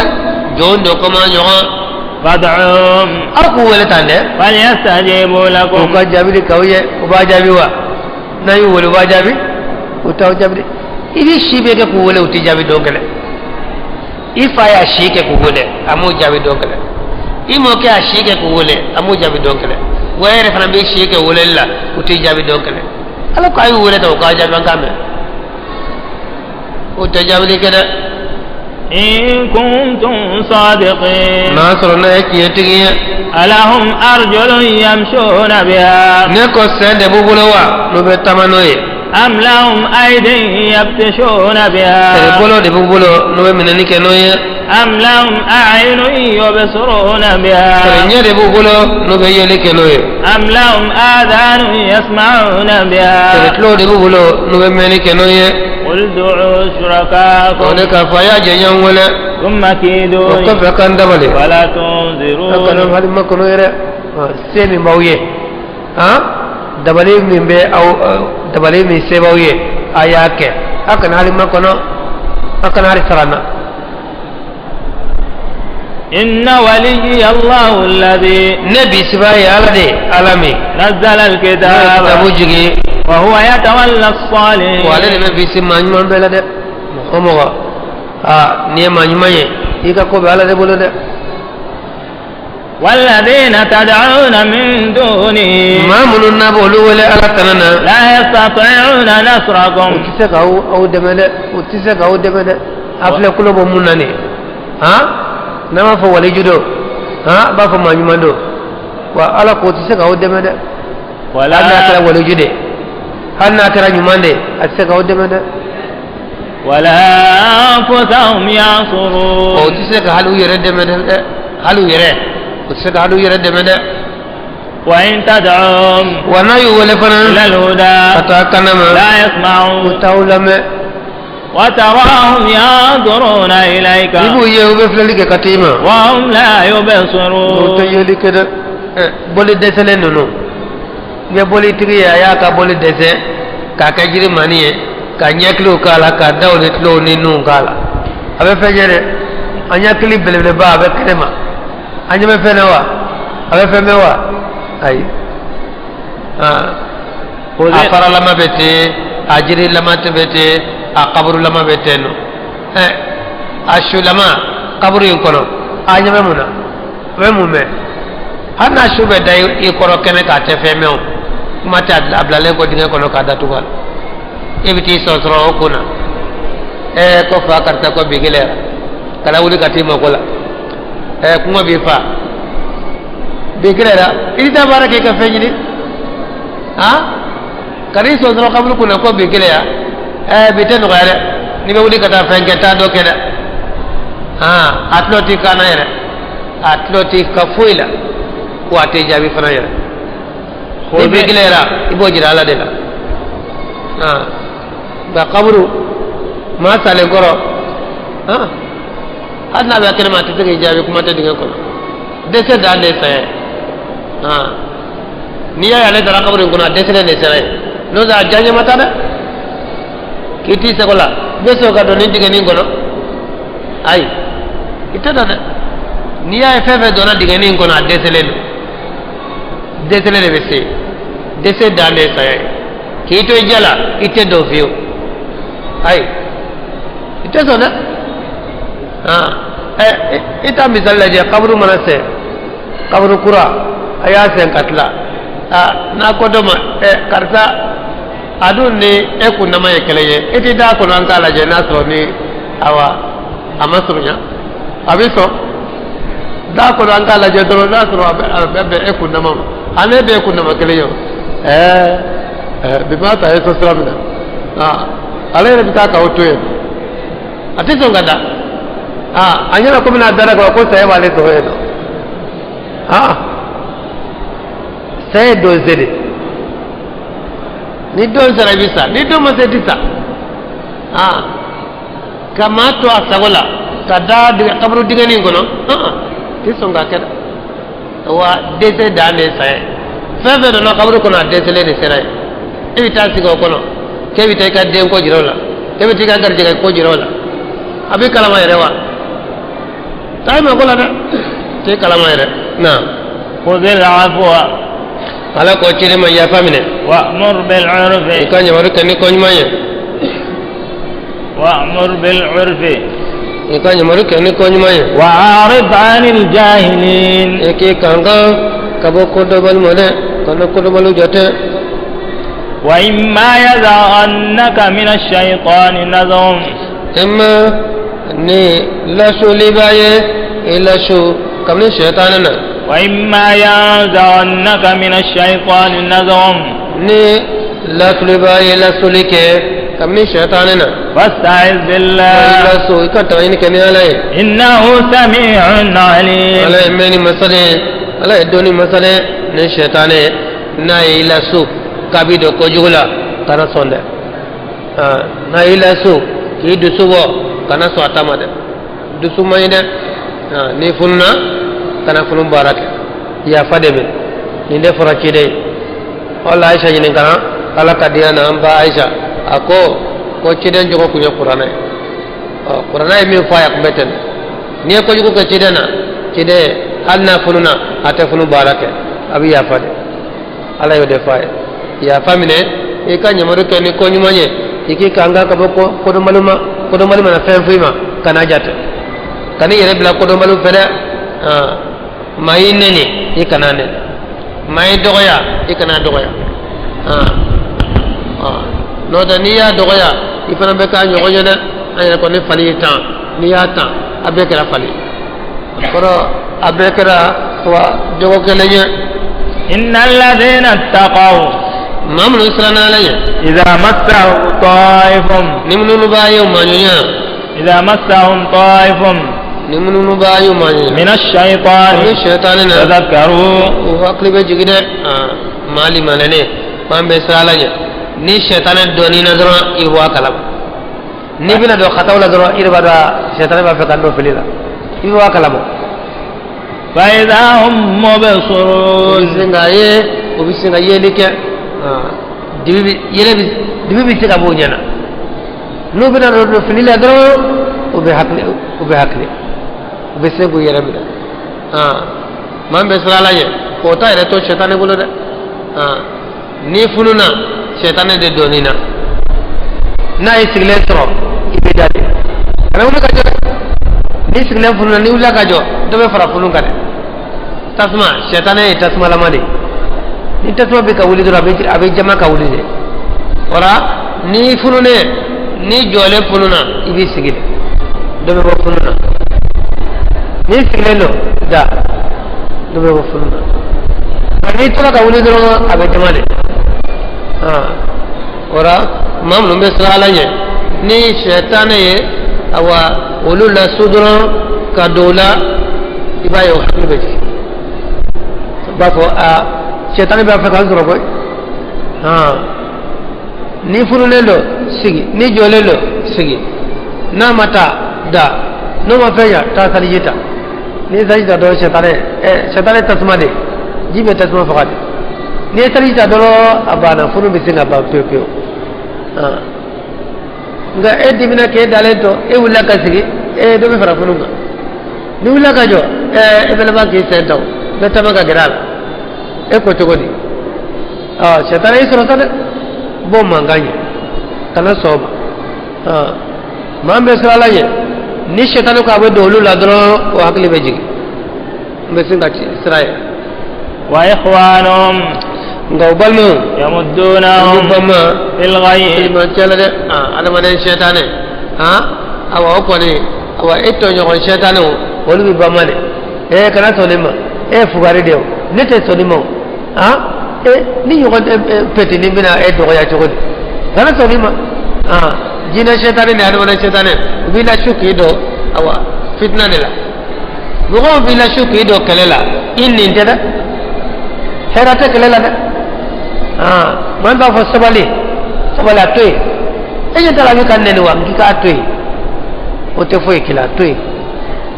o de ni yeda mi ba fa atoy o de ni ani do na kala na ta do fem balaw kele da me bodo ta ta la ba mi ne to do fo te kele ko fe ni mi sako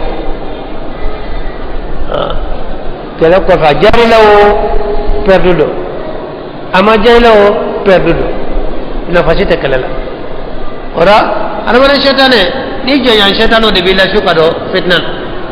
kana sonima de kana sonima ni yo gande biseni kana e doya kana sonima kana yira blano feda shetane mo godo ala ko awa balmo de odibu la shukudo ko jugo kala thumma la yuqsirun ko be te kun dala sunyani kede te kun dala sunyani kede ni la shudro asra bisinga fulu ke kaman korota ibe fo bali fo ibe ke bali ke na ako to be ko nche o ba to tare e bla dibila folo o tare datu o idatu le nesa itora ikele na yeno ni misabi nesa mi ko bala ka fo kan sonima o e fugariya de kana sonima neti sonima ni yogo sisi ka ne doya bon o mi ko ko fo iba ye ife dibila wa iba ye no be o be kele le bitel datu be kle ka shiye no ite ma shiye ora iba do ka foja nintu saballa o de dakadina nintu saballa o de dakadina de be ni misa mo bi shula illa shuk yedo kelela inni tede e jugudo kanata tay fada no de na glera do ta halale itay hal folila wa idha lam ta'tihim bi ayatin ala ko chidema ni mana uma ni kaba koyi qalu wafo laula tabaita mana yirema sama kananu ye qol yaye qolu tafe ka chiden ka kalanta yireme nga ni afara ko chiden ya kurafo o ba fe ko kurai faname ni kura fara kuma ba fe ko me nu famana nu makura me ba fa ko chiden ifo mana ko ka kurafo sade an fa ka kura me na de chiden ba fo na fora ne ne ba la sawo ni fe ma fo ni be fe fo jogodi ira tala je ka do labe ire wala sako de ko jirana an fa mana ka kura me bode fo qul mone ka fo إنما أتبع ما يوحى إلي ne be tugu fende ko min cila be ke kanama من ربي kabo mariro هذا بصائر ible awa dalu jelewne من ربكم kabo mariro وهدى ani kana ورحمة ani hine لقوم يؤمنون mambe limaniya وإذا قرئ القرآن ni qur'ana kalana فاستمعوا له akalla meni kai وأنصتوا akadade لعلكم odola ترحمون awna hine de qur'ana kalanto qur'ana kalanyoro hine be jigi yeno qur'ana be kala akara man kanci akoro de qur'ana kalambe sena dongli kambe sena tlonge kambe sena baro kambe sena uluti tani nyonye de ne qur'ana be kala ndona ay baro dabla aka lame adolawna hine alaka hine na sewma alaka hine واذكر ربك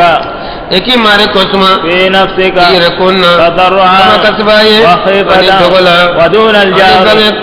duguma من القول kuma kana بالغدو sogoma fe والآصال wala fe ولا تكن kana من ke الغافلين bayre ala ko fo watibe sanani watibe ma bala ibala ma tala ibala subhanallah alhamdulillah la ilaha illallah wallahu akbar astaghfirullah la hawla wala quwwata illa billah watibe kafo sogoma wula legon shufe itamato ijole idale ba fodro jate ko tara de chide ma jate ke febla kara jate kara a fodro iba ka ala de yo ala de bisara o ba jate do ni ba ke ta jate nala bisara ba a cheka dimane gane febe kala yeko ko jate nye la ilaha illallah fo siya bakle de be astaghfirullah siya bakle nyo de kebe e mo fo joye ya ke mi yota do wa jonge ka fo e ko o bakle fo jongi ka bakle fo afadron kala jate astaghfirullah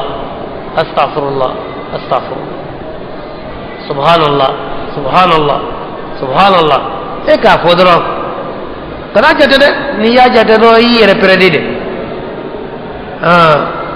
ita ke maye iba kala de wa fodoro kana jate